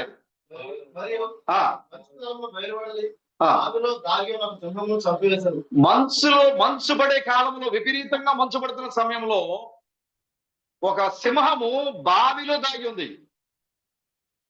బావిలో దాగి ఉన్న సింహాన్ని బయటికి తీసి మరి చంపాడు. మామూలు వీరుడు కాదు. సింహాన్ని కనబడకుండా మంచు వెనక దాగి ఉంటే ఆ మంచు వెనక దాగి ఉన్న, ఆ బావిలో దాగి ఉన్న సింహాన్ని బయటికి తీసి చంపేసింది. మా 3వ కార్యము. సౌందర్యవంతుల ఒక ఐగుప్తీయుని చంపారు. ఈ ఐగుప్తీయుని చేతిలో గీట ఉండగా బెనాయ పెద్దగా తీసుకుని వారి మీదకి పోయి వారి చేతిలోని గీట ఓడలాగి దానిపైన వారిని చంపారు. చూసారా? బెనాయ చేసిన 3 కార్యాల వల్ల బైబిల్లో అతనిని సైన్యాధిపతిగా చేసింది. అతన్ని మొదటిది, తన మధ్యలో ఉన్న మోయాబీలలో 2 శూరులను చంపాడు. ఎవరి మోయాబీలు? చూసారా? మోయాబు రాజు ఎవరు? బిలాము, బాలాకు, మోయాబు ప్రవక్త. ఆ ప్రవక్త రాజు ఎవరు? మోయాబు రాజు ఎవరు? బాలాకు రాజు. మనం చూసినప్పుడు యాత్రలో వారు బయలుదేరి వస్తూ ఉన్నారు. ఈ యొక్క బాలాకు ఇజ్రాయేల్ ప్రజలను అడ్డుకోవాలి అంటే ఈ భూమి మీద ఉన్న ఏ మానవుడి వల్ల కాదు. ఆ రోజుల్లో యెహోవా వాక్కు అన్యుడైన బిలాముకు వస్తూ ఉంది. దేవుడు బిలాము యొక్క ప్రార్థనకి బదులిస్తూ ఉన్నాడు. దేవుడు బిలాముతో మాట్లాడుతున్నాడు.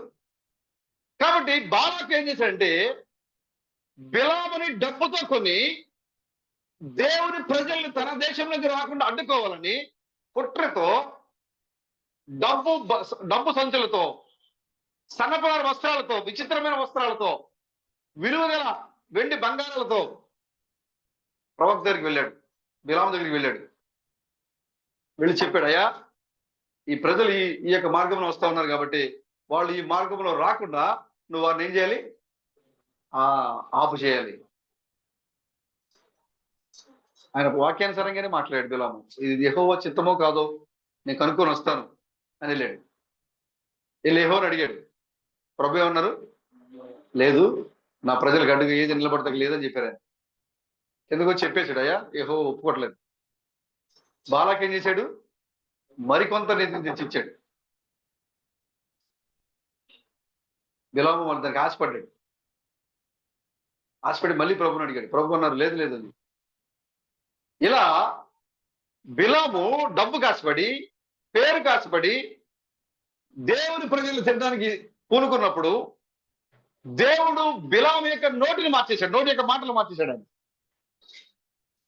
బిలాము నోట్లోంచి ఇజ్రాయేల్ శపిస్తూ ఉంటే బిలాము నోట్లోంచి మాటలు మారి ఆశీర్వాదాలు బయటకు వచ్చినాయి. బాలాక్ అంటున్నాడు, ఇదేంటే నేను తిట్టమని నేను డబ్బులు ఇస్తే నువ్వేంటి ఆశీర్వదిస్తున్నావు ఏంటి? దేవుడు నా నోట ఏ మాట ఉంచితే నేను ఆ మాట పలకగలను. మరేంటి మార్గం లేదా? చూడండి ఎంత కుట్ర చూడండి ఉంది. దేవుడు సహించని కార్యం ఒకటి ఉంది. దేవుడు సహించని కార్యము ఒకటి ఉంది. ఆయన దేన్నైనా క్షమిస్తాడు కానీ ఒక విషయాన్ని ఆయన సహించలేదు. ఎవరు చెప్తున్నారు? బిలాము. ఎవరికి చెప్తున్నాడు? మోయాబీ రాజైన బాలాకుతో చెప్తున్నాడు. దేవుడు సహించలేని కార్యము, క్షమించలేని కార్యం ఒకటి ఉంది. అదేంటంటే ఇక నేను వీళ్ళు శపించలేను, నేను అడ్డుకోలేను. దేవుడే వాళ్ళు శిక్షించేలా చేయాలి. మనం దేవుడే తన ప్రజలను శిక్షించేలా చేయాలి. ఆ దేవుడు ఆ యొక్క ప్రజలను ఆపాలంటే నీ వల్ల నా వల్ల కాదు, దేవుడే ఆపాలి. కాబట్టి నువ్వేం చేస్తావంటే ఇజ్రాయేల్ వచ్చే మార్గంలో నీ దేశంలో అందమైన స్త్రీలు, నీ దేశంలో ఉన్న మోయాబు దేశంలో ఉన్న మోయాబి అందమైన స్త్రీలను తీసుకెళ్లి ఆ ఇజ్రాయేల్ వచ్చే మార్గంలో ఉంచు. అప్పుడు ఆ ఇజ్రాయేలు పురుషులు ఈ స్త్రీలను చూసి వాళ్ళతో వ్యభిచరిస్తారు. దేవుడు ఈ యొక్క కార్యాన్ని అస్సలు సహించలేదు. చూసారా, మనం చెప్పుకున్నాం కదా, దేవుడు సంతాపడ్డాడు దేనికోసము? కయ్యను హేబేలును చంపినందుకు కాదు, ఆదాం పడిపోయినందుకు కాదు, భూమి మీద పతనం వచ్చినందుకు కాదు. నరుల కుమార్తెలు, దేవుని కుమారులు నరుల కుమార్తెల్ని వివాహం చేసుకున్నారని విని దేవుడు సంతాపడ్డాడు. దేవుడు తను సహించలేడు. అది సహించాలంటే ఆ పాపం ఎప్పుడైతే పాలెంలో ప్రవేశిస్తోందో ఆ తెగుల్ని ఆపాలంటే ఫినెహాసు రావాలి,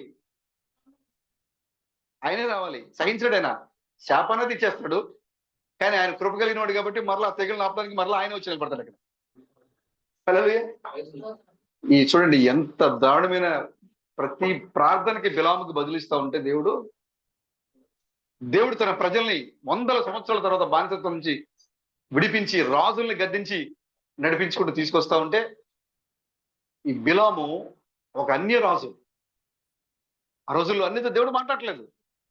కానీ బిలాము యొక్క భక్తిని చూసి దేవుడు మోషే లాంటి ఆరాధన చేస్తున్నాడని దేవుడు బిలాము యొక్క ప్రార్థన అంగీకరించి బిలాము ప్రార్థనకి బదులిస్తూ ఉంటే దేవుని ప్రజల్ని పాపములో పడవేసేటువంటి సలహా ఇస్తున్నాడు.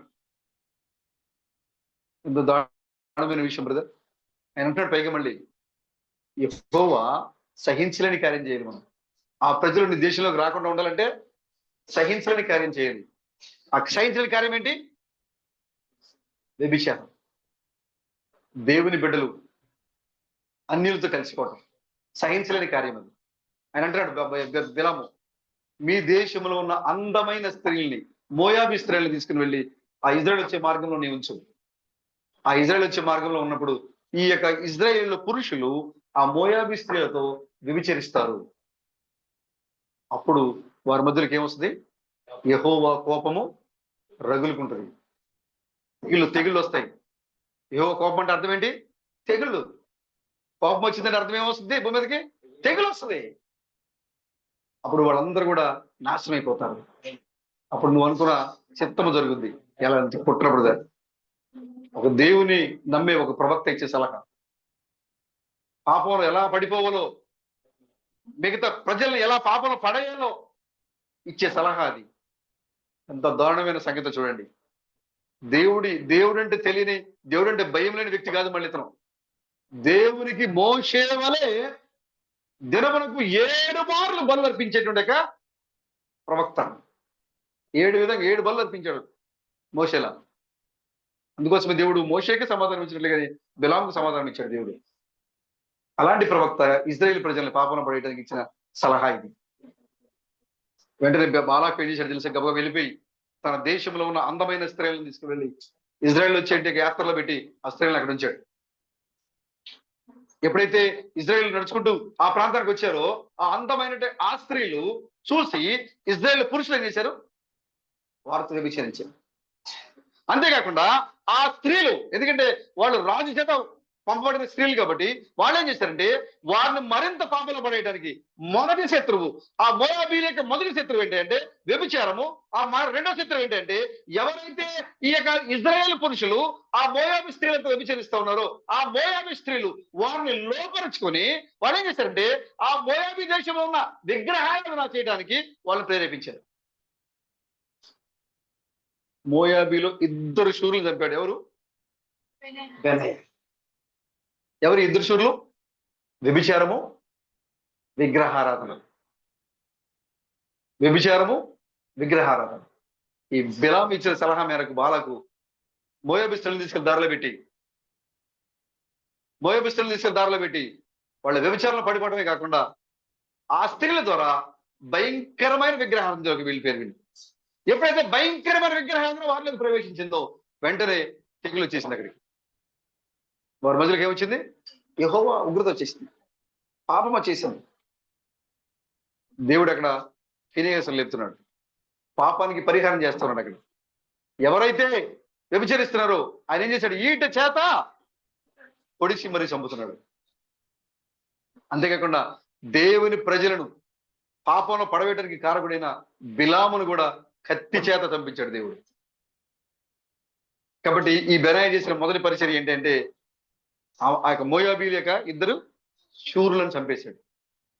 ఇప్పుడు మనమే బెనాయి ఉన్నాం.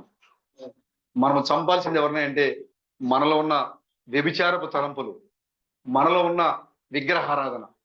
ఈ రెండింటిని మనం ఏం చేయాలి? చంపేయాలి. విగ్రహారాధన చంపేయాలి. విగ్రహారాధన ఏంటి బ్రదర్?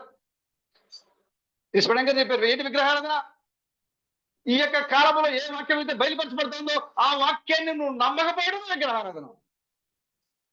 విగ్రహాన్ని నేను వెళ్ళి విగ్రహానికి నమస్కరించట్లేదు, దండ వేయట్లేదు, పూజ చేయట్లేదు అని నువ్వు చెప్పొచ్చేమో. కానీ ఈ గడి యొక్క సందేశాన్ని నువ్వు నమ్మకపోవడమే భక్తిహీనత, విగ్రహారాధన. ఈ యొక్క వాక్యాన్ని వెంబడించకపోవడమే వ్యభిచారము. కాబట్టి మీలో ఉన్న ఇద్దరు మోయాబీలను, వ్యభిచారం అనే మోయాబీలను, ఆ యొక్క వ్యామోహ చూపనే మోయాబీలను, ఈ యొక్క లోక సంబంధమైన ప్రతి కార్యాన్ని నీ కనుదృష్టి లాగించేట్టుగా ప్రతి కార్యాన్ని మీరు జయించండి. బెనాయి వలె ఆ యొక్క ఇద్దరు శూరులను, విగ్రహారాధన మరియు వ్యభిచారం, దేవుడు దాన్ని సహించలేని కార్యాలు. బెనాయి ఏం చేశాడు? తనకి జీవితంలో ఉన్నటువంటి వ్యభిచారాన్ని, తన జీవితంలో ఉన్న విగ్రహారాధనని, దేవునికి వ్యతిరేకమైన ఆ రెండు కార్యాలు, దేవుడు సహించలేని కార్యాలని అతను ఉంచుకోలేడు. ఫినెహాసు కూడా ఉంచుకోలేడు, సహించలేడు ఫినెహాసు కూడా. ఈ బెనాయి కూడా ఆ యొక్క దాగి ఉన్నటువంటి తనలో దాగి ఉన్న లేదా మనుషుల్లో దాగి ఉన్న ఆ మోయాబీల్ని, శూరులైన మోయాబీలు ఇద్దరిని చంపేశాడు. తర్వాత రెండో కార్యంలో మంచులో దాగి ఉన్న సింహం. మంచులో ఒక లోతైన బావిలో, ఒక మంచు పడుతూ ఉంది. ఆ దట్టమైన మంచులో లోతైన బావిలో ఒక సింహం దాగి ఉంది. ఆ లోతైన బావిలో దాగిన సింహాన్ని వెలికి తీసి చంపాడు దావీదు వలె. నిద్రపోతున్న సింహం మీద ఏం చేశాడు దావీదు? నిద్రపోతున్నప్పుడు చంపితే దానికి బలమే ఉండదు. కాబట్టి ఏం చేశాడు ఆయన? నిద్రపోయేటప్పుడు చంపితే దానికి ఏం తెలియదు. అక్కడ దానికి శ్వాస ఎలా ఉండదో తెలియదు. దాని మీద నిద్రపోతున్న సింహం మీద దావీదు ఒక రాయి వేసినప్పుడు అది లేచి తన జూళ్ళు విప్పి గర్జించినప్పుడు, అది గర్జించిన సమయంలో ఈ యొక్క దావీదు తన యొక్క రెండు దవళ్ళు పట్టుకుని ఏం చేశాడు? ఆయన చేశాడు. సంసోను ఏం చేశాడు? తన తల్లిదండ్రులతో పెళ్లి సంబంధం మాట్లాడతాకి వెళ్తున్నాడు. ఆయన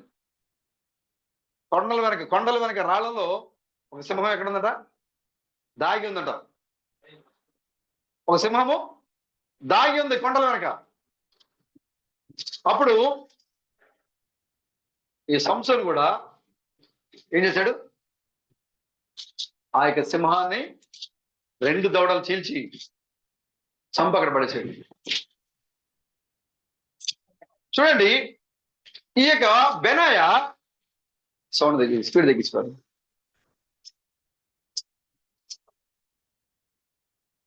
స్పీడ్ తగ్గించేది లేదా?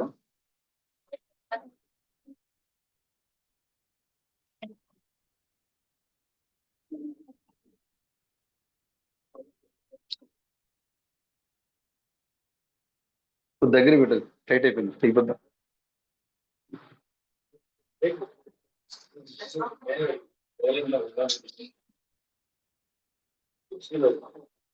ఆనందం ఆనందం ఎంతో ఆనందం, క్రీస్తు బ్రహ్మముతో నిత్యానందం. ఆనందం. హల్లెలూయా, హల్లెలూయా. చిన్న స్పోకెన్ వర్డ్ నుంచి చిన్న భాగము ఆల్రెడీ నేను గ్రూప్ లో పెట్టేది.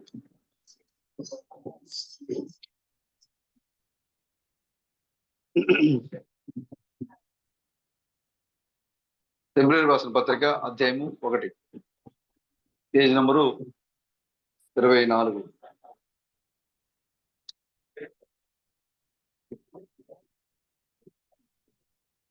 ఈ దినమున క్రైస్తత్వము దేనిని ఎదురు చూస్తున్నది? కొన్నిసార్లు నేను ఆశ్చర్యపోయేదను.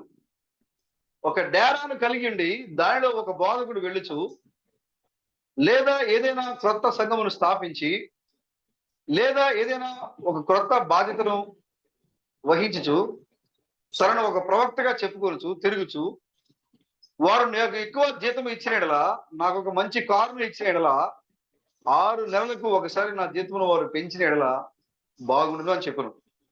నేడు క్రైస్తవ సంఘాల్లో ఉన్న పాస్టర్లు ఎలా ఉండారు అనేది కృష్ణ గారు మాట్లాడుతున్నారు.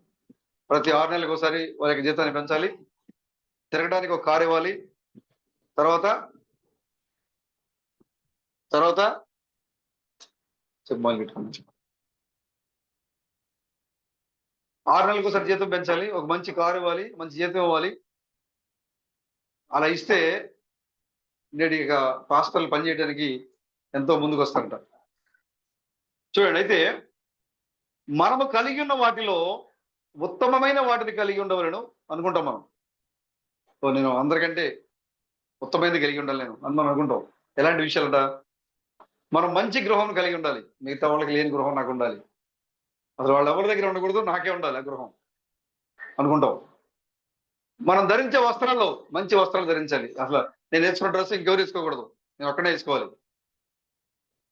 చూసారా? ఇలాంటి ఆలోచనలు మనం కలిగి ఉంటే గొర్రె చర్మములను మేక చర్మములను ధరించుకుంటూ తమ తలను వాల్చుటకు కూడా స్థలము లేని వారై అరణ్యములో తిరుగుచూ ఉండిన ఆ మనుష్యుల ఎదుట మనము ఏ విధముగా నిలబడి సమాధానం చెప్పగలమని నేను ఆశ్చర్యపడుచున్నాను. దేవుని వాక్యాన్ని ప్రకటించడానికి బదులుగా, దేవుని పరిచర్ని ముందుకు తీసుకెళ్ళడానికి బదులుగా, ఆ పరిచర్ని పక్కన పెట్టి డబ్బు కావాలి, కారు కావాలి, హోదా కావాలి, మంచి ఇల్లు కావాలి, మంచి పేరు ప్రఖ్యాతులు కావాలి, నేను మంచి డ్రెస్ వేసుకొని ప్రత్యేకంగా ఉండాలి. ఒకవేళ ఇలాంటి మనసును మనం కలిగి ఉన్నట్లయితే రేపటి దినం ముందు మనం పరలోకి వెళ్ళినప్పుడు మనకి ఎదురుగా ఎవరు వస్తారు? కదా? గొర్రె చర్మాలు కట్టుకొని పడుకున్న అపోస్తులు వస్తారు ఎదురుగా. వాళ్ళ ముందు నిలబడి మనం ఏం సమాధానం చెప్పగలమా? అలాగే క్రీస్తు దగ్గర బట్టలు వేసుకోవద్దని నీకు చెప్పట్లా, ఇల్లు కట్టుకోవద్దని నేను చెప్పట్లేదని.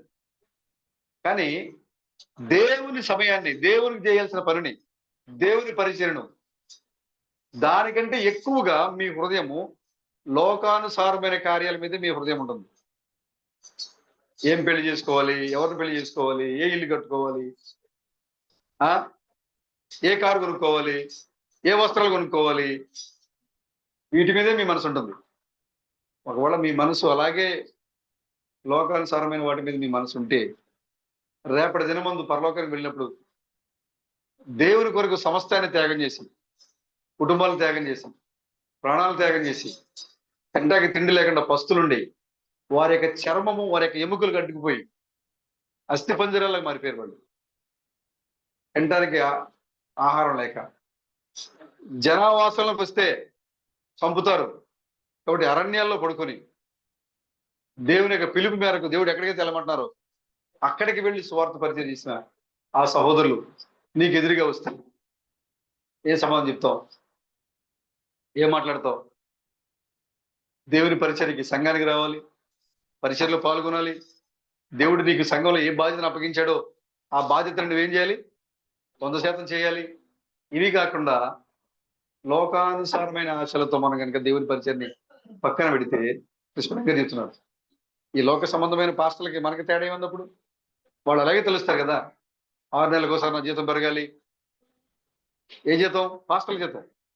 6 నెలలకు ఒకసారి నా జీతం పెరగాలి, నాకు మంచి వస్త్రాలు కావాలి, మంచి కారు కావాలి, ఒక మంచి ఉన్నతమైన సంఘం కావాలి అని వాళ్ళు కోరుకున్నట్లుగానే నేడు పెళ్లి కుమార్తెగా ఉన్న మనం కూడా కోరుకుంటే పరిచర్య వదిలిపెట్టి, పరిచర్ని ముందుకు తీసుకెళ్లకుండా సంఘంలో ఉండే యొక్క పరిచయం వదిలిపెట్టేసి నువ్వు అలా ఆలోచిస్తుంటే రేపటి దినం ముందు నువ్వేం చేయాలి? వాళ్ళ ముందు నిలబడి సిగ్గుపడతాం మనం. మీరు ఇల్లు కట్టుకోండి, వస్త్రాలు వేసుకోండి, కానీ దేవునికి ప్రథమ స్థానం ఇవ్వండి, పరిచయంలో ముందుగా ఉండండి. అంతేకాకుండా ఒకవేళ ఒక సహోదరుడు ఒక సహోదరి ఏదైనా నిన్ను అవమానించినప్పుడు, గేలి ప్రయాసం చేసినప్పుడు, లేదా నిన్ను బాధ పెట్టినప్పుడు మనం వారిని క్షమించే స్వభావాన్ని కలిగి ఉండాలి. ఎందుకంటే సంఘంలో ఉన్నది ఎవరు? నీ సహోదరుడే కదా. ఇక్కడ మాట్లాడతా, ఇక్కడ చదువుతున్నా చూడండి. గొర్రె మేక చర్మములను ధరించుకుంటూ తమ తలలు వాల్చుటకు కూడా స్థలం లేని వారై అరణ్యములలో తిరుగుచూ ఉండిన ఆ మనుష్యుల ఎదుట మనం ఏ విధంగా నిలబడి సమాధానం చెప్పగలమని నేను ఆశ్చర్యపోవచ్చున్నాను. ఎప్పుడైనా ఎవరైనా మనల్ని చూచి ఎగతాళి చేస్తే, ఎవరైనా మనం చూసి సతీష్ గారండి ఎలా ఉన్నాడండి, హాహా ఆయన సరిగ్గా ప్రార్థన చేయడం రాదు, బైబిల్ చదవటం రాదు, ఇలాగా అపహాసం చేస్తే, లేదా వాళ్ళ కుటుంబ సభ్యులను లేదా సహోదరులను అవమానంగా మాట్లాడితే మనం అంటా ఉంటాం, నేను సంఘానికి రాను నేను ఇక. ఏమంటా ఉంటా? ఇక్కడ మాట్లాడితే ఏం చెప్తారు చూడండి. ఎప్పుడైనా ఎవరైనా మనల్ని చూచి ఎగతాళి చేస్తే మీరు తప్పించుకోలేరండి. ప్రతిది కూడా వర్తమానంలో ఉంది, బైబిల్లో ఉంది. మీరు ఏ సాగు చెప్పి కూడా మీరు సంఘం నుంచి తప్పించుకోలేరు, దేవుడి నుంచి మీరు తప్పించుకోలేరు. ఒకడు భౌతికంగా సంఘం నుంచి మీరు వెళ్ళిపోయినా దేవుడి నుంచి అసలు తప్పించుకోలేరు మీరు. ఒకవేళ సంఘములు మిమ్మల్ని ఎవరన్నా ఎగతాళి చేస్తే, అవమానిస్తే, లేదా నిన్ను తక్కువ చేసి మాట్లాడితే ఆ విషయంలో పట్టించుకోకూడదు. ఇప్పుడు వాక్యం చెప్తోంది ఇక్కడ చూడండి. ఎప్పుడైనా ఎవరైనా మనల్ని చూచి ఎగతాళి చేస్తే వెంటనే మనం ఏం చెప్తామంటే మనము సంఘమును విడిచిపెట్టేస్తాం. ముందు మనం చేసేదే. ఏమైనా అన్నారనుకోండి, ఆ వారం మన సంఘానికి రావు, తెల్లారి మళ్ళీ సంఘాలు కనపడ్డాయన ఆ సహోదరి. ఎందుకు కనపడదు అని చూస్తే, పోయిన వారంలో ఒక సహోదరుడు ఒక సహోదరి లేదా చిన్న బాబు చిన్నపిల్లడు చూడండి, చిన్నపిల్లలు తిట్టినా కూడా, చిన్నపిల్లలు కూడా మాట అనకపోయినా కూడా బెదిరించే వాళ్ళు ఉన్నారు. ఆ పిల్లవాడు ఆ చిన్నపిల్లలు ఇలా అంది, ఆ వంక చూపి, ఆ కారణం చూపి సంఘం మానేసేవాడు ఉన్నారు. కారణం అది ఒక సాకు మాత్రమే. గ్రహించండి. సంఘం మానేయి, నేను అవమానించారు, సంఘానికి దూరంగా ఉండు అని నీ హృదయంలో తలంపు వస్తుంది అంటే సాతాను నీలో పనిచేస్తున్నాడు. రమేష్ గారు ఫోన్ చేయొద్దు, ఆయనే చేస్తాడు నీకు, నువ్వేం చేయాలి అని నీ మనసులో అనిపిస్తుందంటే నీ లోపల సాతాను క్రియ చేస్తుంది. మన దేవుడు ఎలాంటి దేవుడు అంటే, నిన్ను అవమానించిన వాడినే క్షమించలేకపోతున్నాం, కానీ తనను చంపడానికి అప్పగించే యూదాని నా స్నేహితుడా అని పిలిచాడు. ఎవరు? యేసుక్రీస్తు. తనను చంపుతాడు, చంపే జైలుకి అప్పగిస్తాడు. నాతో ఉంటున్నాడు ప్రభువా, మిగతా వాళ్ళందరికంటే ఎక్కువ నటిస్తున్నాడు, ముఖస్థుతి చేస్తున్నాడు. నేను అనుకున్న బరబ్బతోనే శాంతి రాజ్యం స్థాపించబడుతుంది అనుకుని నా సంపాదన అంతా కూడా బరబ్బా ఖర్చు పెట్టాను నేను. కానీ బరబ్బా రక్తాన్ని చిందిస్తున్నాడు. కానీ నేను ఎదురు చూసే రాజ్యము బరబ్బతో కాదని నువ్వు వచ్చిన తర్వాత నేను చూసి నాకు అర్థమైంది. నా రాజ్యము, నేను ఎదురు చూసే రాజ్యము శాంతితో ఏర్పడాలి. కాబట్టి నీ యుద్ధం చేయకుండా జనులను నువ్వు కడుతూ ఉన్నావు కదా, కాబట్టి నీ ద్వారా రాజ్యం స్థాపించబడుతుంది ప్రభువా అని మాటి మాటికి పొగుడుతున్నాడు ప్రభుని, ముఖస్థుతి చేస్తున్నాడు. కానీ ఏం చేశాడు? మరణానికి అప్పగించాడు. డబ్బులు తీసుకొని మరణానికి అప్పగించాడు. అప్పగిస్తాడని తెలిసిండు కూడా చెప్పాడే లేదు ఆయన, మీలో ఉన్నవాడు ఒకడు సాతాడు, నన్ను శత్రుల చేతికి అప్పగిస్తాడు, భోజన పంక్తిలో కూర్చున్నవాడు ఒకడు తన మడిమెను ఎత్తెను అని పాత నిబంధన కాలంలోనే ప్రవక్తలు ప్రవచించారు. తనతో పాటుగా 12 మంది కూర్చున్నారు అక్కడ. ఆ 12 మంది తనతో పాటుగా ప్రభురాత్రి భోజనం చేసేవాడిలో ఒకడు ప్రభుకు విరోధంగా తనకి కాళ్ళని తన మడమలు ఎత్తాడు అని ముందే చెప్పాడు ఆయన. అయినా సరే ఏమన్నాడు? ఆ స్నేహితుడా, చెలికాడా, నీ పనిని చేయాలి అని చెప్పాడు. అంటే నువ్వు నన్ను తిట్టి రహస్యంగా నన్ను ముఖస్థుతి చేసి నన్ను శత్రువులకు అప్పగిస్తావా, నాకు తెలియదు అనుకున్నావా, వెళ్ళిపో మా సంఘంలోంచి అన్నాడా? అనలేదు. అనలేదే. ప్రేమించాడు నా స్నేహితుడు అని పిలిచాడు. కానీ మనం ఏం చేస్తామంటే, ఎవరైనా సహోదరుడు చిన్న మాట అంటే ఒక సహోదరు చిన్న మాట అంటే ముందు ఎఫెక్ట్ ఎక్కడ పడుతుంది అంటే ఆ సంఘం మీద చూపించేద్దాం. దానివల్ల ఎవరికి నష్టం? నీ ఆత్మీయ జీవితానికే నష్టం. సంఘం మానేస్తే ఎవరికి నష్టం? నీ ఆత్మీయ జీవితానికే నష్టం. ఎవరికి నష్టం ఉండదు? నువ్వు ఎవరి కోసం వస్తున్నావు ఇక్కడికి? ఎవరిని మహిమపరచడానికి వస్తున్నావు ఇక్కడికి? పరలోకపు దేవుడిని మహిమపరచడానికి ఇక్కడికి వస్తున్నాం.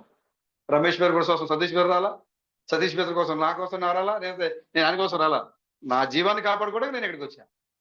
ఆయన జీవాన్ని కాపాడుకోవడానికి ఆయన ఇక్కడికి వచ్చారు. సాతాను నీలో క్రియ చేస్తున్నట్టు లెక్క. ఇంకా మానేద్దాం, సంఘం మానేసాయి అని నీ హృదయం ప్రేరేపిస్తుందంటే ఆ సోదరుతో మాట్లాడద్దు, ఆ శస్త్రతో మాట్లాడద్దు అని నీ హృదయం నేను ప్రేరేపిస్తున్నట్లయితే నువ్వెవరితో ఉన్నట్టు? సాతాను నీ లోపల క్రియ చేస్తుంది. చెప్తారు, ఎప్పుడైనా ఎక్కడైనా ఎవరైనా సంఘంలో నిన్ను అవమానిస్తే నువ్వేం చేస్తావు? సంఘం మానేస్తావు.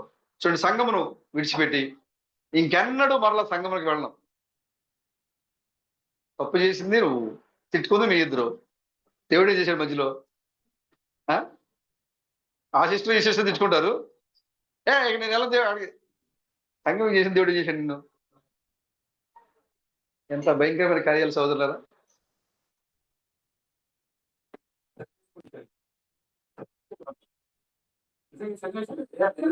మాట్లాడాలి,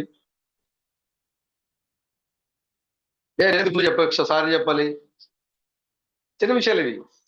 కానీ నిన్ను దేవునికి దూరం చేసే కార్యాలు ఇవి. మీరు పెద్ద పెద్ద వాటిలో నమ్మకంగానే ఉన్నారు. మీరు వాక్యాన్ని బయలుపరిచినప్పుడు ఆమె చెప్పారు, ముద్దలు బయలుపరిచినప్పుడు ఆమె చెప్పారు, అన్నిటికంటే గొప్ప బలమైన ఆహారం ఉరుములేక రహస్యం వచ్చినప్పుడు ఆమె చెప్పారు. కానీ చిన్న చిన్న కార్యాలు, చిన్న చిన్న విషయాల్లో సరి చేసుకోలేకపోతుంది.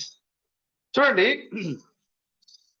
ఎప్పుడైనా ఎవరైనా మనల్ని చూసి ఎగతాళి చేస్తే వెంటనే మనము సంఘమును విడిచిపెట్టి ఇంకెన్నడూ మరలా సంఘమునకు వెళ్ళము. ఈ దినమున క్రైస్తత్వమునకు కావలసినది ఏమిటి? మనల్ని గూర్చి మనము సిగ్గుపడవలసిన వారమై ఉన్నాము. ఓ దేవా, మా పట్ల దయను కలిగి ఉండుము. ఆమె కాబట్టి ప్రియమైన సహోదరులారా, ఒకళ్ళ సహోదరులు మీ పట్ల ఏదైనా ఎగతాళి చేసే విధంగా, అవమానించే విధంగా, మిమ్మల్ని కించపరుస్తూ ఏదైనా అంటే కనుక వారి కోసం మీరు ప్రార్థన చేయండి. షిమీలాగా శాపనార్థాలు పెట్టకండి. షిమీ ఏం చేశాడు? శాపనార్థాలు పెట్టాడు. ఎవరిని? దావీదుని. నువ్వు మా బంధువులు చంపావు, మా సౌలు చంపావు, వాళ్ళ కుటుంబీకులు చంపావు, నిందన మోపాడు. చివరికి ఏమైపోయాడు? ఎవరు చంపారు తెలుసు? షిమీని బెనాయా చంపాడు. సొలొమోను యొక్క శత్రువులు చంపింది ఎవరు తెలుసా? బెనాయా. సొలొమోను యొక్క రాజ్యము స్థిరముగా నిలకడగా ఉండడానికి కారణము బెనాయా. సొలొమోను ఎవరైతే సొలొమోనుకు శత్రువులు ఉన్నారో ఆ సొలొమోను యొక్క శత్రువుల్ని ఓ బెనాయా వెళ్ళి వాళ్ళు సొలొమోను పడతారంటే ముందుగానే ఈ బెనాయా వెళ్ళి వాళ్ళ మీద దాడి చేసి వాళ్ళు చంపేశాడు. బైబిల్లో రాబడింది అక్కడ, సొలొమోను యొక్క రాజ్యము స్థిరమాయను.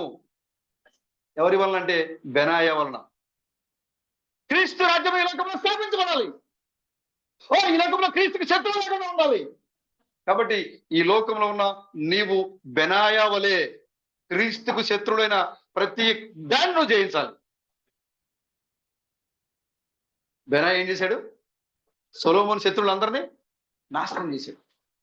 ఇప్పుడు క్రీస్తు యొక్క శత్రువు ఎవరు? వ్యభిచారము. క్రీస్తు యొక్క శత్రువు ఎవరు? విగ్రహారాధన. క్రీస్తు యొక్క శత్రువు ఎవరు? వ్యామోహం చూపు. క్రీస్తు యొక్క శత్రువు ఎవరు? ఈ గడి యొక్క వాక్యాన్ని నమ్మని వారే క్రీస్తుకి విరోధ శత్రువు. ఇప్పుడు నువ్వు బెనాయా వాళ్ళు ఏం చేయాలి? చంపేయాలి, వాళ్ళు నాశనం చేయాలి వాళ్ళు. ఇప్పటి వరకు నువ్వు సంఘంలో నీ స్థానం వేరు, కానీ నువ్వు ఎప్పుడైతే సొలొమోను యొక్క రాజ్యానికి వస్తా ఉన్నావో నీ స్థానం వేరు. ఇప్పుడు బెనాయా దావీదు రాజ్యంలో బెనాయాకి స్థానం వేరు.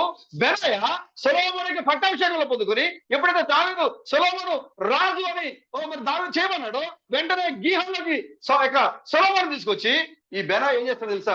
అందరికంటే ముందుగా నిలబడి బాగా ఊతున్నాడు, సొలొమోను గాక. ఇప్పుడు ఆ యొక్క బెనాయా పాత్రలో నీవే నిలబడున్నావు అక్కడ. మిగతా వాళ్ళందరూ కూడా అదోనియాతో వెళ్ళిపోయారు. చివరికి యోవాబు కూడా వెళ్ళిపోయాడు. సైన్యాధిపతి అయిన యోవాబుని చంపింది ఎవరు? ఎవరు బ్రదర్? బెనాయి. అదోనియని చంపింది ఎవరు? బెనాయి. ఎందుకు చంపాడు అదోనియని? అభిషేక్ని, దావీదు యొక్క భార్యని కోరుకున్నాడు. ఏమవుద్ది దావీదు యొక్క భార్య అదోనియాకి? పిన్ని వరుస, తల్లి వరుస, పిన్ని. వెళ్ళి సొలొమోను అడిగితే ఎవడని, సొలొమోను తెలియని బత్షెబ దగ్గరికి వెళ్ళి అడుగుతున్నాడు. సరే నేను రాజు అవుదాం అనుకున్నా, కానీ నా సోదరుడు సొలొమోను దావీదు నా తండ్రి రాజుని చేశాడు, అయినా నాకు సంతోషమే, నా సోదరుడే కదా. అయితే నాదో చిన్న కోరిక, అది నువ్వు చేయాలి, నీ వల్ల అవుద్ది. బత్షెబ మాటలో పెట్టాడు. ఇప్పుడు ఆమంటుంది, సరే ఓకేలే, ఏం కావాలో చెప్పుకోరు. ఏమీ లేదు, అశూనేమీరాలైన అభిషేకుని నాకు ఇచ్చి పెళ్లి చేసినట్లుగా నా సహోదరుడితో మాట్లాడు. వెళ్ళాడు సొలొమోను.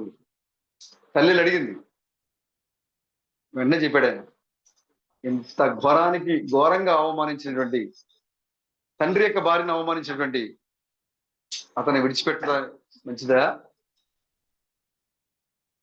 బెనాయా చంపరా అన్నాడు. బెనాయా చేశాడు, అక్కడికి వెళ్ళి యోవాబుని, షిమీని, అదోనియాని, అంతేకాదు సొలొమోను యొక్క శత్రువుల్ని, దేవునికి స్తోత్రం కలగాక, సొలొమోను యొక్క శత్రువులను చంపింది ఎవరు బ్రదర్?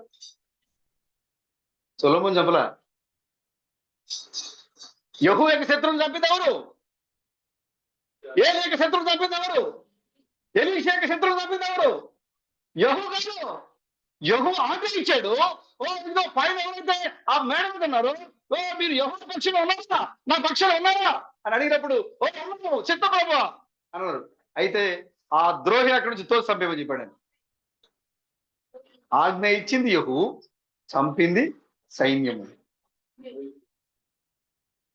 ఇక్కడ సొలొమోను రాజు, ఇక్కడ సొలొమోను రాజ్యంలో చూడండి, దావీదు యొక్క ఈ యొక్క అర్ధగంట సేపు శబ్దంలో జరిగేది ఇదే. ఈ అర్ధగంట సేపు శబ్దంలో ఏం జరుగుతుంది బ్రదర్? 7వ ముద్ర పగలగొట్టబడినప్పుడు ఇంచుమించు అర్ధగంట సేపు శబ్దంగా ఉంది. ఈ అర్ధగంట సేపు శబ్దంలో ఏం జరుగుతుందంటే, తండ్రి సింహాసనము కుమార సింహాసనంగా మారిపోతుంది. తండ్రి సింహాసనము కుమారుడు సింహాసనంగా మారిపోయింది అక్కడ. అక్కడ తండ్రి అయిన క్రీస్తు బెనాం యొక్క శరీరము అదృశ్యమైపోతుంది అక్కడ. ఎందుకంటే నీ కొరకు నా కొరకైనా దహన బలిగా, పాప నివారణ బలిగా ఆయన దహించబడ్డాడు అక్కడ. ఇప్పుడు ఆయన సింహాసనము మారి సొలొమోను సింహాసనంగా మారిపోతుంది ఇక్కడ. ఈ నిత్యమైన గుడారం ఇది. ఈ అర్ధగంట నిశ్శబ్దంలో సొలొమోను చూడండి, ఇక్కడ భూ సంబంధమైన మందిరం కట్టబడుతుంది ఇక్కడ. అక్కడ ఆ యొక్క సొలొమోను తండ్రి తర్వాత అంటే చూడండి, బైబిల్లో రాయబడింది అక్కడ రాజుల్లోనే, దావీదు సింహాసనం మీద సొలొమోను కూర్చున్నాడా? మారిందా లేదు కదా? దావీదు యొక్క సింహాసనము లాంటి సింహాసనము ఏ దేశమందైనను లేదు. సరే సొలొమోను యొక్క సింహాసనము సింహాసనం లాంటి సింహాసనము ఏ దేశమందైనను లేదు. ఎందుకంటే సొలొమోను తన తండ్రి సింహాసనం మీద కూర్చోలేదైనా, సొలొమోను తన కొరకు ఒక ప్రత్యేకమైన సింహాసనం తయారు చేసుకున్నాడు ఆయన 7 మెట్లతో. అవునా? దావీదు సింహాసనం కూర్చోలేదు ఆయన. ఎందుకంటే దావీదు సింహాసనం మార్చి సొలొమోనుకు కొత్త సింహాసనం ఇవ్వబడింది అక్కడ.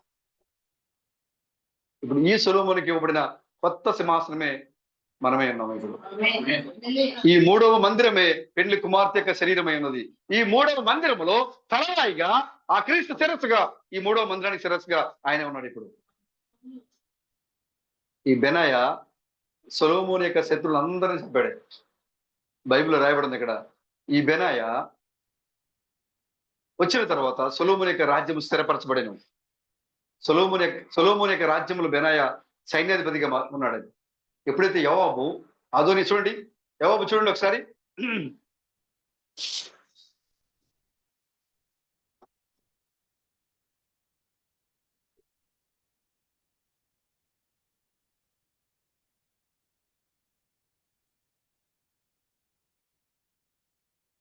మొదటి రోజులు 2:28 చూడండి.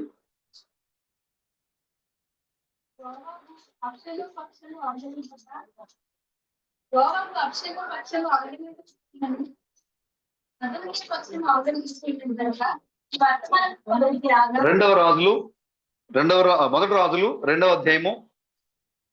మొదటి రాజులు 2వ అధ్యాయము ఏం వస్తుందా 28? అందరూ తీసారా? సార్ పక్షం అవలంబించకపోయినను అదోనీయ పక్షం అవలంబించింది కనుక వర్తమానం అతనికి రాగా అతని భార్యకి యెహోవా గుడారానికి వచ్చి బలిపీఠపు కొమ్ములను పట్టుకుంది.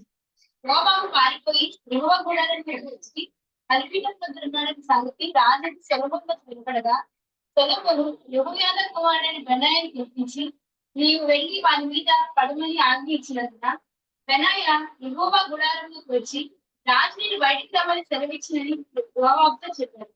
మందిరంలో చంపడం కుదరదు కదా. ఈ యోబు ఎక్కడున్నాడు? దావీదు యొక్క సైన్యాధిపతి కదా ఈయన. మరి క్షమించి వదిలేయచ్చు కదా. కానీ ఎవరితో చేరాడు? శత్రువులతో చేరాడు. అబ్బా, నేను పోయిన సంవత్సరం బాగా ప్రార్థన చేసాను బ్రదర్, బాగా పాటలు పాడేవాడిని. అసలు నా అలాగే అసలు ఎవరు కూడా బైబిల్ చదవలేకపోయేవాళ్ళు. చల్లదండి, పోయిన సంవత్సరం అసలు చల్లదు. ఇప్పుడు నువ్వు భక్తిగా నువ్వు ఏ నాయకుడిని వెంబడిస్తున్నావు అనేది ముఖ్యం. ఇప్పుడు నేను ఇంతకు ముందు బాగా ప్రార్థన చేసేవాడిని, ఇంతకు ముందు బాగా బైబిల్ చదివేవాడిని, ఇంతకు ముందు బాగా సంఘానికి వచ్చేవాడిని, ఇంతకు ముందు బాగా ఆరాధించేవాడిని. ఇప్పుడు నాయకుని వెంబడిస్తున్నావా లేదా? ఈ యోబు దావీదుతో చాలా పోరాటం చేశాడు. దావీదుకి అంగరక్షకుడిగా నిలిచాడు. పైగా దావీదుకి ఎవరైనా మేనలుడు. సొలొమోనుకి ఏమవుతాడు? బావ అవుతాడు కదా. అయ్యో మన బంధువులే అని వదిలేశాడా బ్రదర్? వదలలేదు. అక్కడ దేవుని చిత్తము లేకుండా తనకు తానుగా రాజుగా ప్రకటించుకున్నటువంటి అదోనియాతో చేరినటువంటి సైన్యాధిపతిని, కాబోయే సైన్యాధిపతిని, ఎవరు కాబోయే సైన్యాధిపతి? బెనాయా. ఈ బెనాయాను పంపించి ఎవరిని చంపించాడు ఆయన? దావీదు యొక్క సైన్యాధిపతిని చంపించాడు. ఈయనకి అర్థమైపోయింది, ఇక నాకు నేను శత్రువులతో చేరిపోయి నేను సొలొమోను ఏం చేస్తాడు? చంపేస్తాడు అని అర్థమైపోయి ఎక్కడ దాక్కున్నాడు తెలుసా? దేవుని మందిరంలోకి వెళ్ళిపోయాడు, గుడారంలోకి వెళ్ళిపోయాడు. అక్కడ ఉంటే చంపడానికి పిలిచాడు ఆయన. అయ్యా, ఎవరిని పిలిచాడు? సొలొమోను బెనాయాని పిలిచాడు. ఎందుకంటే శత్రువులను చంపాలని పిలిచేది ఎవరిని? ఆఖరి శత్రువుని చంపేది నువ్వే సోదరుడా. హల్లెలూయా. సొలొమోను యొక్క రాజ్యము స్థిరపరచబడాలి అంటే శత్రువులను చంపే అధికారాన్ని దేవుడు నీకే ఇచ్చాడు. సొలొమోను పిలిచాడు బెనాయాని. అయ్యా బెనాయా, వెళ్ళి యోవాబుని చంపురా. వెళ్ళాడు ఆయన. వెళ్ళేసరికి ఎక్కడ ఉన్నాడు? ఈయన మందిరంలో ఉన్నాడు. బయట రప్పించాలి కదా. ఏమన్నాడు చూడు అక్కడ?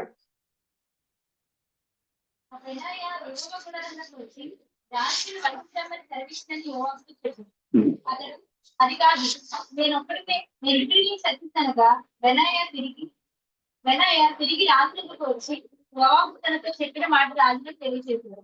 అందుకు రాజు ఇతను అతడు నీకు చెప్పినట్టుగా చేయదు. అతడు ధారపోసిన నిరపరాధుల రక్తంను నా తండ్రి మట్టుకును పరిహారం చేయటకే అతను చంపి పాతి పెట్టింది. నేను కుమారుడు ఇశ్రాయేలు వారి సమూహాధిపతి అయిన అబ్నేరును, ఇద్దరు కుమారుడు యూదా వారి సేనాధిపతి అయిన అమాసాయులు అని తన కంటే నీతిపరులను యోగ్యులు నగు ఈ ఇద్దరు మనుషుల మీద పడి యోవాబు నా తండ్రి అయిన దావీదు పెరగకుండా కత్తి చేత వారిని చంపివేసిన కనుక అతడు ధారపోసిన రక్తము యెహోవా అతని తల మీదకి రప్పించింది. మరియు మీరు ప్రాణదోషులకు యోవాబును అతని సంతతి వారిని సదాకాలం ఉత్తరవాదులు గాని దావీదులకు అతని సంతతికి అతని కుటుంబీకులకు అతని సింహాసనకు సమాధానం యెహోవాని వెంటనే కలిగి ఉన్నది. కాబట్టి యెహోయాదా కుమారుడైన బెనాయా వచ్చి అతని మీద పడి అతని చంపగా అతడు అరణ్యమంత్రుడు తన ఇంటిలో పాటిస్తున్నాడు. ఎప్పుడైతే రాజుకి వెనక ఉండి రాజద్రోహం చేశాడో ఆ వ్యక్తి చనిపోయాడు, ఆ అధిపతి చనిపోయాడు. ఇప్పుడు చూడండి, రాజు అతనికి బదులుగా యెహోయాదా కుమారుడైన బెనాయాను సేనాధిపతిగా నియమించాడు. చూసారా, మారిపోయారు. ఇప్పుడు దావీదు యొక్క సైన్యాధిపతి మారిపోయాడు. ఇప్పుడు సొలొమోను సైన్యాధిపతిగా ఎవరైతే దావీదు యొక్క సైన్యములో అంగరక్షకుడిగా ఉన్నాడో దావీదుకి ప్రత్యేక రక్షకుడిగా ఉన్నాడో, ఇప్పుడు సొలొమోను దగ్గరికి వచ్చేసరికి సొలొమోను యొక్క పట్టాభిషేకం దగ్గర నుండి సొలొమోను అభిషేకించే వరకు, సొలొమోను రాజుగా చేయబోతున్నాను అని దావీదు ప్రకటన చేసిన దగ్గర నుండి, ఓ ఈ మాట స్థిరమగను గాక అని కేక పెట్టాడు ఆయన. హల్లెలూయా. మిగతా వాళ్ళందరికంటే ముందుగా మాట్లాడాడు ఆయన. మిగతా వాళ్ళు చెప్పిన దానికంటే ముందుగా చెప్పాడు ఈయన. మిగతా వాళ్ళందరూ కూడా, దావీదుతో ఉన్న వాళ్ళందరూ కూడా అదోనితో చేరిపోయారు, కానీ ఈ నాతాను ప్రవక్త, సాదోకు మరియు బెనాయా వీళ్ళు ఎక్కడున్నారు? దావీదు దగ్గరే ఉన్నారు. ఆ యొక్క పనికి మాలిన శబ వచ్చి, ఓ మీరు దావీదుతో ఉండొద్దు, మీరు వెళ్ళిపోండి అన్నప్పుడు ఇజ్రాయెల్ అందరూ వెళ్ళిపోయారు, కానీ యూదా వారు మాత్రం వెళ్ళలేదు. దావీదుతో ఉండటం వల్ల వాళ్ళకి వచ్చింది ఏంటి? గిత్తీయుడైనా ఇత్తయి అప్పుడే వచ్చాడు. ఆ రోజు వచ్చాడు. ఎక్కడి నుంచి? వేరే దేశం నుంచి, గిత్తి అనే దేశం నుంచి వచ్చాడు. ఎందుకు వచ్చాడు తెలుసా? రాజు దావీదు పరిపాలనలో శాంతి సమాధానాలు ఉంటున్నాయి, అసలు ఎంత సంతోషం, ఎంత ఆనందం ఉంటుందో అక్కడ అని దేశం, ప్రపంచం మొత్తం వ్యాపించేసింది. ఈ ఇత్తాయి, ఓ మేము ఎక్కడ ఉండి సంతోషం లేకుండా మాకు ఎక్కడెందుకు, మేము రాజు దగ్గరికి వెళ్దాం, దావీదు దగ్గరికి వెళ్దాం, మేము రాజుతో పాటు సంతోషంగా ఉండాలి అని ఎక్కడికి వెళ్ళాడు? దావీదు దగ్గరికి వెళ్ళాడు. వెళ్ళి గుడారాలు వేసుకొని దావీదు కనపడి పరిచయం చేసుకుని, అయ్యా మీ పరిపాలన మేము కూడా ఉండాలని మీ దగ్గరికి వచ్చేసాం, మా దేశాన్ని, మా ప్రజల్ని అందరూ విడిచిపెట్టి మీ దగ్గరికి వచ్చాం అని పరిచయం చేసుకుని గుడారాలు వేసుకుని కూర్చున్నాడు. సొలొమోను రథాలు వస్తా ఉన్నాయి, సారీ అబ్షాలోము రథాలు వస్తా ఉన్నాయి. ఇందులో అర్థమైపోయింది దావీదుకి, నా కుమారుడైన అబ్షాలోము నన్ను చంపడానికి వస్తున్నాడు అని. ఏం చేశాడు? ఉన్న బట్టలు ఉన్నట్టుగానే, బట్టలు తీసుకుంటే కూడా టైం లేదు. ఈ ఇత్తాయి సంతోషంగా ఉందామని వస్తే ఏమొచ్చింది? శత్రువులు వచ్చారు ఇప్పుడు పరిగెట్టుకుంటూ. దావీదు ఏడ్చుకుంటూ తన గుడారాన్ని, తన రాజ్యాన్ని విడిచిపెట్టి ఏడ్చుకుంటూ వెళ్తా ఉంటే ఇతను కూడా ఆయనతో పాటుగా వచ్చేసాడు. మార్గ మధ్యలో దావీదు అతను చూసి అంటున్నాడు, అయ్యా నువ్వు ఇప్పుడే కదా వచ్చావు, మాతో పాటు నీకెందుకు? ఇక్కడ నువ్వు ఈ రాజ్యంలో ఉంటే నా కుమారుడైన అబ్షాలోము నేనేమి చేయడు, నిన్నేమనడు, నువ్వు ఇక్కడే ఉండు. నువ్వు ఎక్కడి నుంచో ఇక్కడ వచ్చి ఇప్పుడు ఈ ప్రాణ పరిస్థితిలో, ఇలాంటి పరిస్థితుల్లో నువ్వు నాతో పాటు రావటం ఎందుకు, నువ్వు ఇక్కడే ఉండు అని అంటే ఆయన ఏమన్నాడైనా? నా సేవకుడైనా, నా ఏలినవాడైనా నాకు రాజు ఎక్కడుంటే నేను అక్కడే. హల్లెలూయా. అంటే దేవుడు నీకు సంతోషంలో ఉన్నప్పుడు కాదు బ్రదర్, నీకు దుఃఖంలో ఉన్నప్పుడు, కష్టాల్లో ఉన్నప్పుడు, నిందల్లో ఉన్నప్పుడు, అవమానంలో ఉన్నప్పుడు, అన్ని సమయాల్లో కూడా నువ్వు ఆయనతో అతుకొని ఉండాలి. ఆయన కావాలని వచ్చాడు. ఆయన ఆ గిత్తీయుడైన ఇత్తాయి ఆయన కావాలని వచ్చాడు. అక్కడికి శ్రమ వచ్చింది, అయ్యో ఇదేంటి, ఈ రాజు దగ్గర కావాలని వస్తే ఈ శ్రమ నేనెందుకు అని వెళ్ళిపోలేదు. ఆ రాజుకి శ్రమ వస్తే, కష్టం వస్తే ఆయనతో పాటు వచ్చి నిలబడ్డాడు. ఆయనతో పాటు వెళ్ళాడు. తర్వాత మన బైబిల్ చూస్తే, ఓ ఆయన దావీదు యొక్క సైన్యంలో కొంతమందికి ఆయన ఏం చేశాడు? ఆయన్ని అధికారం చేశాడు. నువ్వు నమ్మకంగా ఉంటే, దేవుని ఇల్లందరిలో నువ్వు నమ్మకంగా ఉంటే, దేవుని ఇంటి మీద అధికారం నువ్వే అవుతావు. ప్రభుకి స్తోత్రం కలను గాక. హల్లెలూయా. ఈ బెనాయా చూడండి, పరాక్రమశాలి కుటుంబంలో వచ్చాడు ఈయన. తన తాత ఎలాంటి వాడు? క్రియల్లో కూడా పరాక్రమశాలి, నీతిమంతుడు, పరాక్రమశాలి. యెహోయాదా తండ్రి, బెనాయా తాత, అలాంటి వంశవాళ్ళ నుంచి వచ్చాడు ఆయన. దావీదు పక్షాన్ని చేరాడు. దావీదు సైన్యంలో అంగరక్షకుడిగా నమ్మకంగా ఉన్నాడు. బెనాయా యొక్క క్రియలు చూసి, బెనాయా యొక్క తెగువను చూసి, బెనాయా యొక్క ఉజ్జీవాన్ని చూసి దావీదు అతన్ని తన సొంత అంగరక్షకుడిగా పెట్టుకున్నాడు. తన చుట్టూ ఉండే బాడీ గార్డ్స్ లో ఇతను నాయకుడు, అధికారి. దావీదుకి ఎలాంటి ప్రాణహాని రాకుండా అవసరం తన ప్రాణం పెట్టే విధంగా వచ్చి నిలబడే పోస్ట్ లో ఉన్నాడు అక్కడ ఈ బెనాయా. సొలొమోను ఎప్పుడైతే దావీదు తర్వాత సొలొమోను రాజు అవుతున్నాడో, దావీదు ఎప్పుడైతే నా కుమారుడైన, నా తర్వాత ఇజ్రాయేల్ మీద నా కుమారుడిని అధికారికి చేయబోతున్నాను అని ఎప్పుడైతే చెప్పాడో, బెనాయా వెంటనే లేచి అంటున్నాడు. ఇక్కడ ఆ సాదోకు, నాతాను, బెనాయా ముగ్గురు నిలబడున్నారు అక్కడ. వెంటనే బెనాయా లేచి అంటున్నాడు, రాజు మాట స్థిరపరచబడును గాక. అవును, సొలొమోను చిరంజీవం గాక, సొలొమోను మగరాజు కావాలి. ప్రభుకి స్తోత్రం కలుగాక. ఎప్పుడైతే ఈ వాక్యం నీ దగ్గరికి వచ్చిందో, ఎప్పుడైతే ఆయన గురించి నువ్వు విన్నావో ఇక మనకి ఏ డౌట్ లేదు బ్రదర్. అవును, క్రీస్తు బ్రాణమే రాదుగును గాక, క్రీస్తు బ్రాణమే ఓ ఆయన మాత్రమే చిరంజీవి అవును గాక అని కేక పెట్టాము. నీవు ఇంతకు ముందు సంఘంలో నీ స్థానం వేరు, కానీ ఆయన అభిషేకించిన తర్వాత ఆయనతో పాటు ఉన్న నీవు ఇప్పుడు నీ స్థానం వేరు. ఇప్పుడు నీకు అధికారిగా ఉన్నావు. నీవు ఇప్పుడు ఎలాంటి అధికారం అంటే సొలొమోను యొక్క రాజ్యంలో ప్రతి శత్రువుని చంపే అధికారం దేవుడు నీకు ఇచ్చాడు. షిమి ఏం చేశాడు? దావీదుని చెప్పించి, దూషించి, అవమానించి, బూడిద లేపి మీద పోసి, ఇసుకలేసి మీద పోసి, రాళ్ళేసి కొట్టి నువ్వు దేవుణ్ణి అవమానించావు. యెహోవా నీకు తగిన శిక్ష చేశాడు. నీకు ఏం అవమానించాడు దేవుణ్ణి దావీదు? ఏమన్నాడు? ఏమని తెచ్చాడు? నువ్వు దేవుడిని దూషించావు, దేవుడిని అవమానించావు, అందుకోసం దేవుడు యెహోవా నీ మీదకి నీ కుమారుని తిరుగుబాటు చూపించాడు అని షిమి దుమ్ములేసి విసురుతూ, రాళ్ళు విసురుతూ చెప్పించాడు. అప్పుడు వాళ్ళందరూ అయ్యా చంపమందువా, ఈ చచ్చిన కుక్కరే చంపమందువా, తల తీసుకొని రమ్మంటావా? అభిషేక్ అంటున్నాడు. లేదు లేదు లేదు, తొందరపడద్దు, నా ప్రభు అతనికి అవకాశం ఇచ్చాడు. తర్వాత రాజు అయిన తర్వాత సొలొమోను పిలిచి అన్నాడు ఆయన, అయ్యా షిమి నేనైతే వదిలిపెట్టాను కానీ నువ్వు మాత్రం వదలొద్దు. షిమి నేను వదిలిపెట్టాను కానీ నువ్వు విడిచిపెట్టద్దు. అతను నన్ను ఇలా అవమానించాడు. రాజు ఒక కఠినమైన పరీక్ష పెట్టాడు షిమికి. పిలిచి, షిమికి భయం వేసింది. పిలిచి, నువ్వు ఈ దేశంలో నిశ్చంతగా ఉండొచ్చు, నీకు ఎక్కడ కావాలంటే అక్కడ ఈ దేశంలో నువ్వు నిశ్చంతగా జీవించవచ్చు. ఈ దేశ సరిహద్దులు దాటావా ఆ రోజు నీకు మనం చెప్పాడు ఆయన. అయిపోయింది. కొద్ది కాలం వేసరికి మర్చిపోయాడు అన్నమాట. తన ఇంట్లో పనిచేసే కొంతమంది పనులు పెట్టేసి కొన్ని విలువైన వస్తువులు పట్టుకుని వేరే దేశానికి వెళ్ళిపోయాడు. ఈ షిమి ఏం చేశాడంటే వాళ్ళ కోసం గాడిదను వేసుకొని వాళ్ళ కోసం అక్కడికి వెళ్ళి చేసి తిరిగి వచ్చాడు. ఈ విషయము రాజుకి తెలిసింది. షిమి పొలిమేరలు దాచాడు. పిలిపించాడు. షిమి ఏం చేశావు? నీకేం చెప్పాను నేను? అవునే, నీ మాట నువ్వు మీరే కాబట్టి నీ మీదకి, నీ ప్రాణం మీదకి నీవే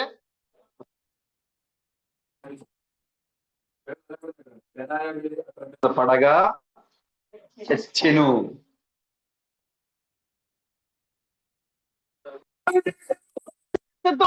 దావీదు యొక్క రాజ్యము, సొలొమోను యొక్క రాజ్యము స్థిరముగా ఉండడానికి, దావీదు యొక్క ప్రాణాలు కాపాడడానికి, సొలొమోను యొక్క సింహాసనాన్ని కాపాడడానికి, సొలొమోను శత్రువుల్ని చంపడానికి బెనాయాను దేవుడు వాడుతున్నాడు.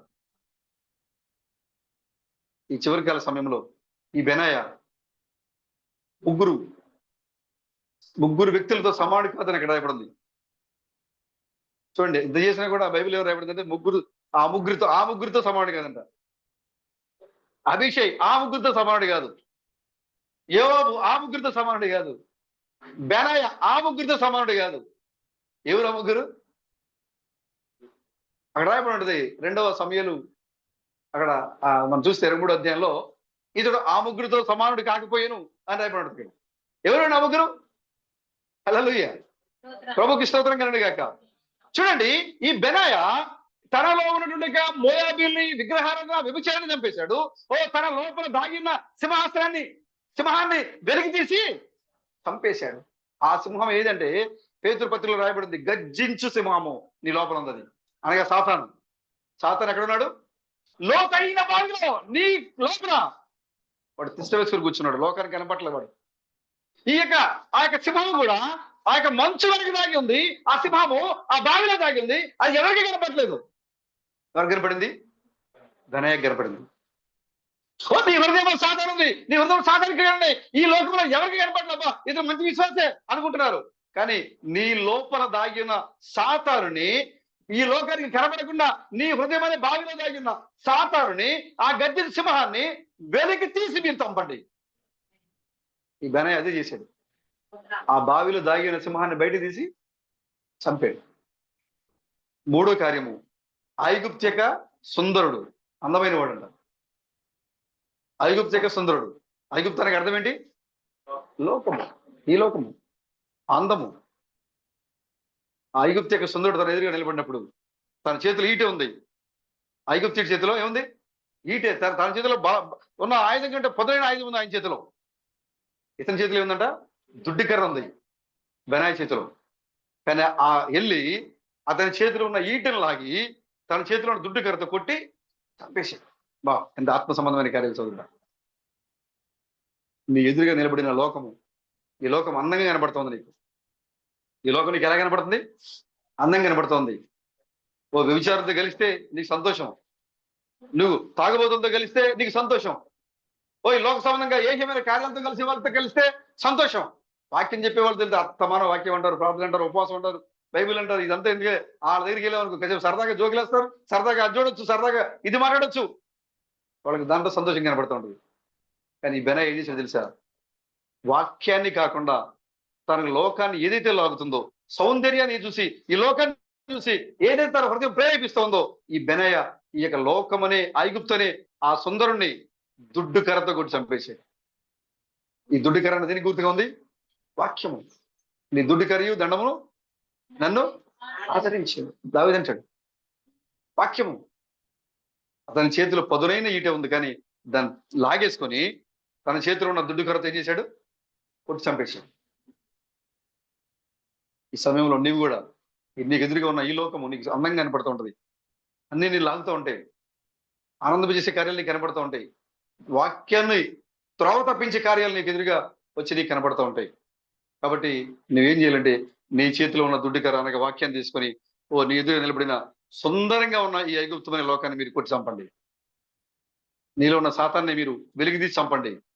నీలో ఉన్న వ్యభిచారాన్ని, విగ్రహార్థాన్ని మీరు చంపేయండి. బెనయ ఈ 3 కార్యాలు చేయడం వల్ల బైబిల్లో ఒక ఉత్తమమైన వాడిగా, నీతిమంతుడిగా బైబిల్లో కనబడుతూ ఉన్నాడు ఆయన. ఇప్పుడు సంఘంలో ఉన్న నీవు బెనాయాలో ఉన్నావు.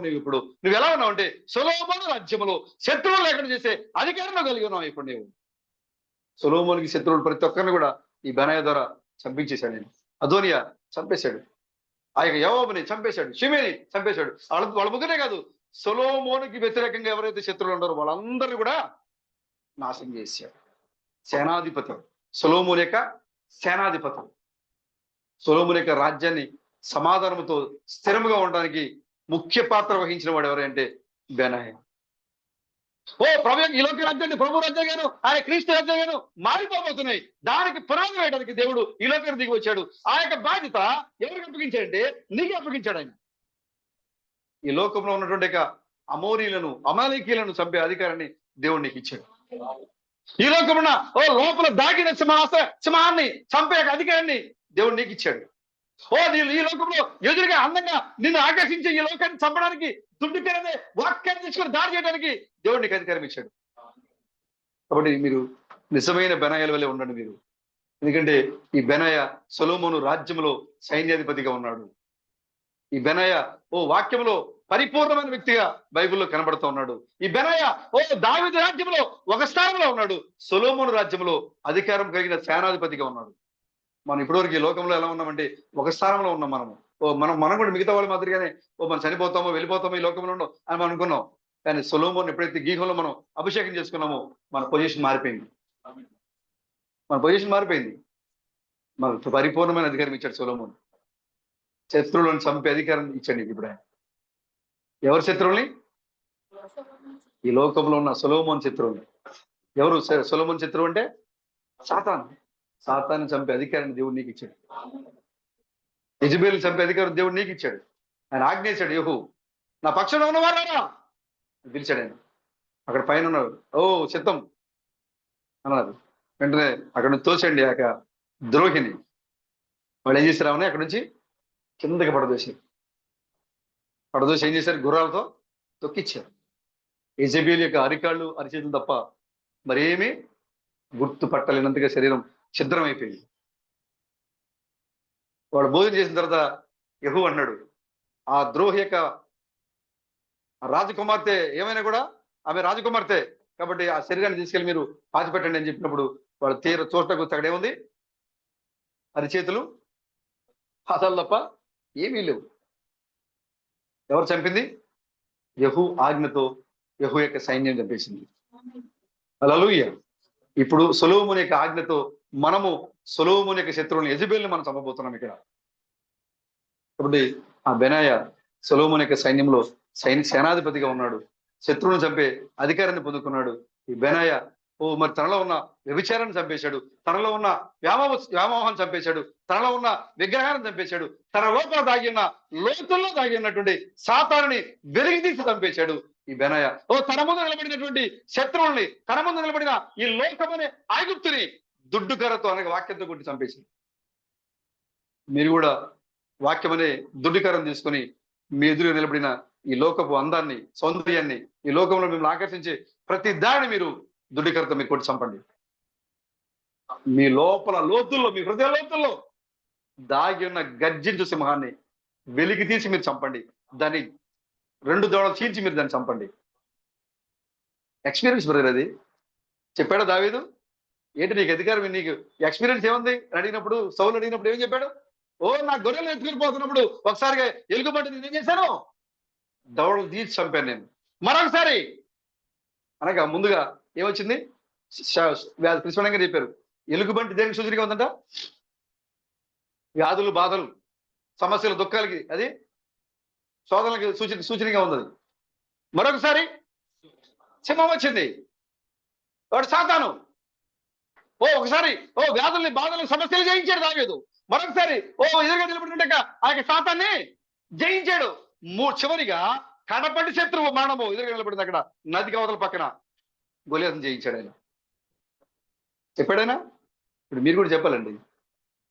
మేము కూడా సింహాన్ని లోపల ఆ బెనాయా మంచులో లోతైన బావిలో దాగిన సింహాన్ని బెనాయా చెప్పినట్లుగాని నీ హృదయ లోతుల్లో వాడు దాగి ఉన్నాడు. వాడు బయటికి కనపడ్డు, తెలియకుండా నేను పాపం చేయిస్తూ ఉంటాడు. నీ హృదయ లోతుల్లో దాగి ఉన్న ఆ యొక్క సింహాన్ని, సాతాన్ని వెలికి తీసి మీరు చంపండి బెనాయా అని. దుడ్డికరతో ఈ లోకమని అందాన్ని నిన్ను లాగుతూ పాపలు పడవేస్తున్నటువంటి ఆ ఐగుప్తు లోకాన్ని, అందాన్ని దుడ్డికరతో వాక్యంతో మీరు చంపండి. బెనాయా వల్ల మీరు జీవించండి. బెనాయా సొలొమోను యొక్క రాజ్యంలో గొప్ప సైన్యాధిపతిగా, గొప్ప అధికారిగా అతను మార్చుకున్నాడు ఆయన. బైబిల్లో రాయబడినట్లుగానే సొలొమోను రాజ్యము స్థిరపరచబడిను. ఎందుకంటే శత్రువులే లేరు ఇప్పుడు. బెనాయా సైన్యాధిపతి అయిన తర్వాత సొలొమోనుకి శత్రువులు లేరు, ఇక స్థిరపరచబడిందంట, సమాధానంగా ఉందంట. ఒకటి ప్రియమైన సహోదరులారా, ప్రభు యొక్క రాజ్యాన్ని క్రీస్తు రాజ్యాలుగా మారబోయే సమయానికి ఈ లోకంలో ఉన్న నీవు, ఈ లోకంలో దేవుని యొక్క శత్రువులందరినీ కూడా నాశనము చేసే అధికారాన్ని దేవుడు నీకు ఇచ్చాడు. కాబట్టి బెనాయా వల్ల మీరు జీవించండి. దేవుడు ఇచ్చిన మాటలను దీవించిన గాక. ఆమె ప్రార్థన చేసుకుందాం.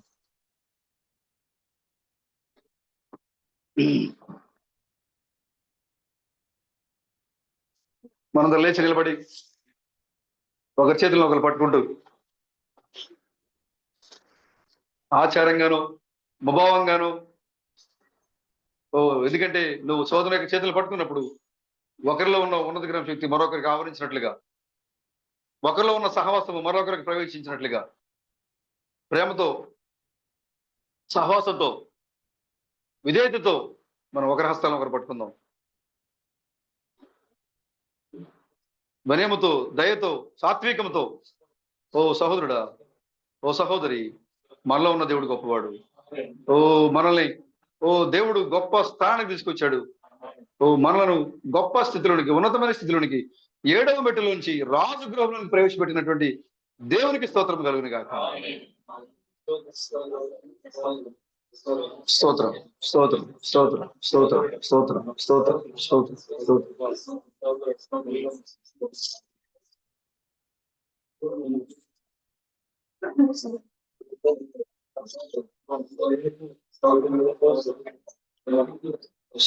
స్తోత్రం, స్తోత్రం, స్తోత్రం, స్తోత్రం, స్తోత్రం, స్తోత్రం, స్తోత్రం, స్తోత్రం, స్తోత్రములైన, స్తోత్రములైన, స్తోత్రములైన, స్తోత్రములైన, స్తోత్రములైన, స్తోత్రములైన, స్తోత్రములైన, స్తోత్రం, స్తోత్రం, స్తోత్రం, స్తోత్రం, స్తోత్రం, స్తోత్రం, స్తోత్రం.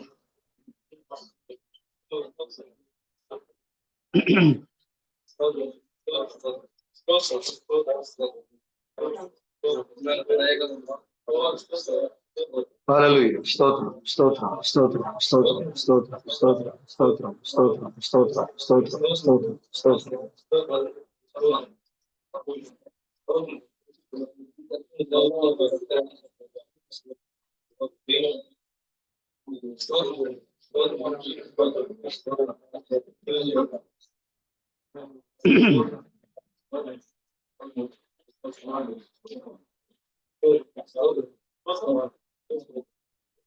స్తోత్రం స్తోత్రం స్తోత్రం స్తోత్రం స్తోత్రం స్తోత్రం.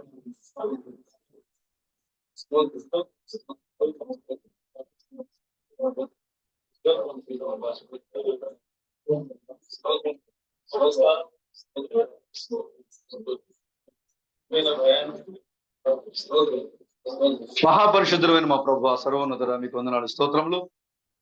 ఇప్పటివరకు నాయన మరి కొన్ని మాటలు పరిశుద్ధ గ్రంథం నుంచి ఓ ప్రభు పలుకబడిన వాక్యంలో మీరు చెప్పిన కొన్ని లేఖన భాగాలను జోడించి ఓ ప్రభు మరి చరిత్రలో మీరు మరి మా కొరకు దాచిపెట్టినటువంటి కొన్ని విషయాలను జోడించి ఈ కాలంలో వాటిని మా కళ్ళు ఎదుట మీరు ఎలా నెరవేరుస్తున్న విషయాలను మేము గ్రహించడానికి మాకు పరిశుద్ధాత్మ ఇచ్చిన దేవుడు మీకే వందనాలు నాయన.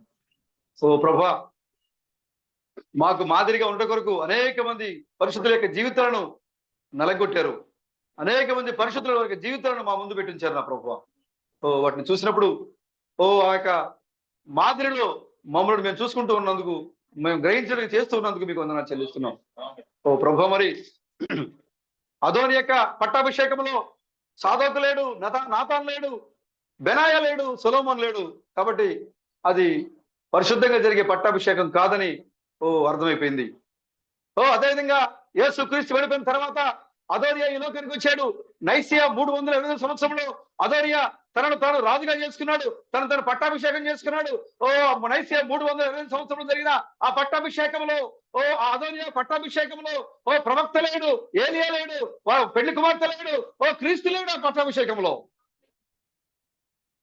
ఆ నైసియా 320 సంవత్సరాలు జరిగిన ఆ పట్టాభిషేకము, ఆ అదోనియా పట్టాభిషేకము చూడడానికి అందంగా ఉన్నాడు, అతను దావీదు కుమారుడిగా ఉన్నాడు. కానీ ఆ పట్టాభిషేకము పరిశుద్ధంగా లేదు. ఆ పట్టాభిషేకంలో ఉండాల్సిన మరి గుర్తింపు కలిగిన దేవుని కుమారులు లేరు దాంట్లో.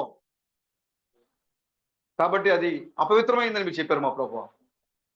కానీ ఇప్పుడు ఈ సొలొమోను యొక్క పట్టాభిషేకంలో మరొకసారి అదోనియాని పడగొట్టి ఇప్పుడు నీవు వాగ్దానం చేసిన సొలొమోను రాజుగా చేసావు మా ప్రభువా. ఇప్పుడు ఈ యొక్క సొలొమోను యొక్క పట్టాభిషేకంలో నాతాను ప్రవక్తున్నాడు, ఈ సొలొమోను యొక్క పట్టాభిషేకంలో సాదాకున్నాడు, ఈ సొలొమోను యొక్క పట్టాభిషేకంలో మరి బెనాయా మా ప్రభువా. ఇది గీహంలో జరిగింది మా ప్రభువా. కాబట్టి నేను ఈ యొక్క పట్టాభిషేకం మమ్మల్ని కూడా భాగస్వాములు చేసిన దేవుడా మీకే వందనాలు చెల్లిస్తున్నాం. బెనాయా వలే మా ఎదురుగా నిలబడిన మోయాబీలను అనగా వ్యభిచారాన్ని, విగ్రహాన్ని చంపే భక్తిని మాకు ఇవ్వండి. బెనాయా వలే మా హృదయాలలో దాగిన సింహాన్ని బయటకు తీసి చంపే ధైర్యాన్ని ఇవ్వండి. బెనాయా వలే మాకు ఎదురుగా నిలబడిన ఈ లోకమనే అందాన్ని చంపే దుండికారాన్ని మాకు ఇవ్వండి. వాక్యంతో నిలబడే శక్తిని మాకు ఇవ్వండి మా ప్రభువా. ఇక్కడ ఉన్న సోదరులందరూ బలపరచండి. దూర ప్రాంతం నుంచి మాతో ఐక్యత పొందిన సోదరులు కూడా దీవించి ఆశీర్వదించండి. మేము తిరిగి మా గృహాలకు వెళ్ళుచుండగా ప్రతి ఒక్కరిపై మీ అభిషేకాన్ని కుమ్మరించి నడిపించండి. మీరే నడిపించి మహిమ ఘనత ప్రభావాలు పొందుకుని మీకు వందనాలు చెల్లిస్తున్నాం ఆయన. మేము మరలా కలుసుకునే వరకు కూడా మీ ఆత్మను ప్రతి ఒక్కరిపై ఉంచి నడిపించండి. ఒకవేళ ఈ సమయంలో కనుక మేము మరలా కలుసుకునే సమయానికంటే ముందుగానే ఇక్కడికి ఎక్కి రాము అనే స్వరం మాకు వినబడితే మేము ప్రభు మరి ఈ దీనమైన శరీరాల మీద ఆ గొప్ప మహిమగల శరీరాన్ని ధరించుకునే భాగ్యాన్ని మాకు దయచేయండి. నీతో అగ్ని పొందుకునే భాగ్యాన్ని మాకు దయచేయండి. మీరే నడిపించి మహిమ ఘనత ప్రభావాలు పొందుకున్నామని రాజుగా ప్రభులకు ప్రభుగా పెండ్లి కుమారుగా మా మధ్య రాబోతున్న మా విమోచకుడైన క్రీస్తు బ్రహ్మన్ మీ యొక్క నామంలో ఈ ప్రార్థనలను అడుగుతున్నాం ప్రభువా. ఆమేన్. His name never fails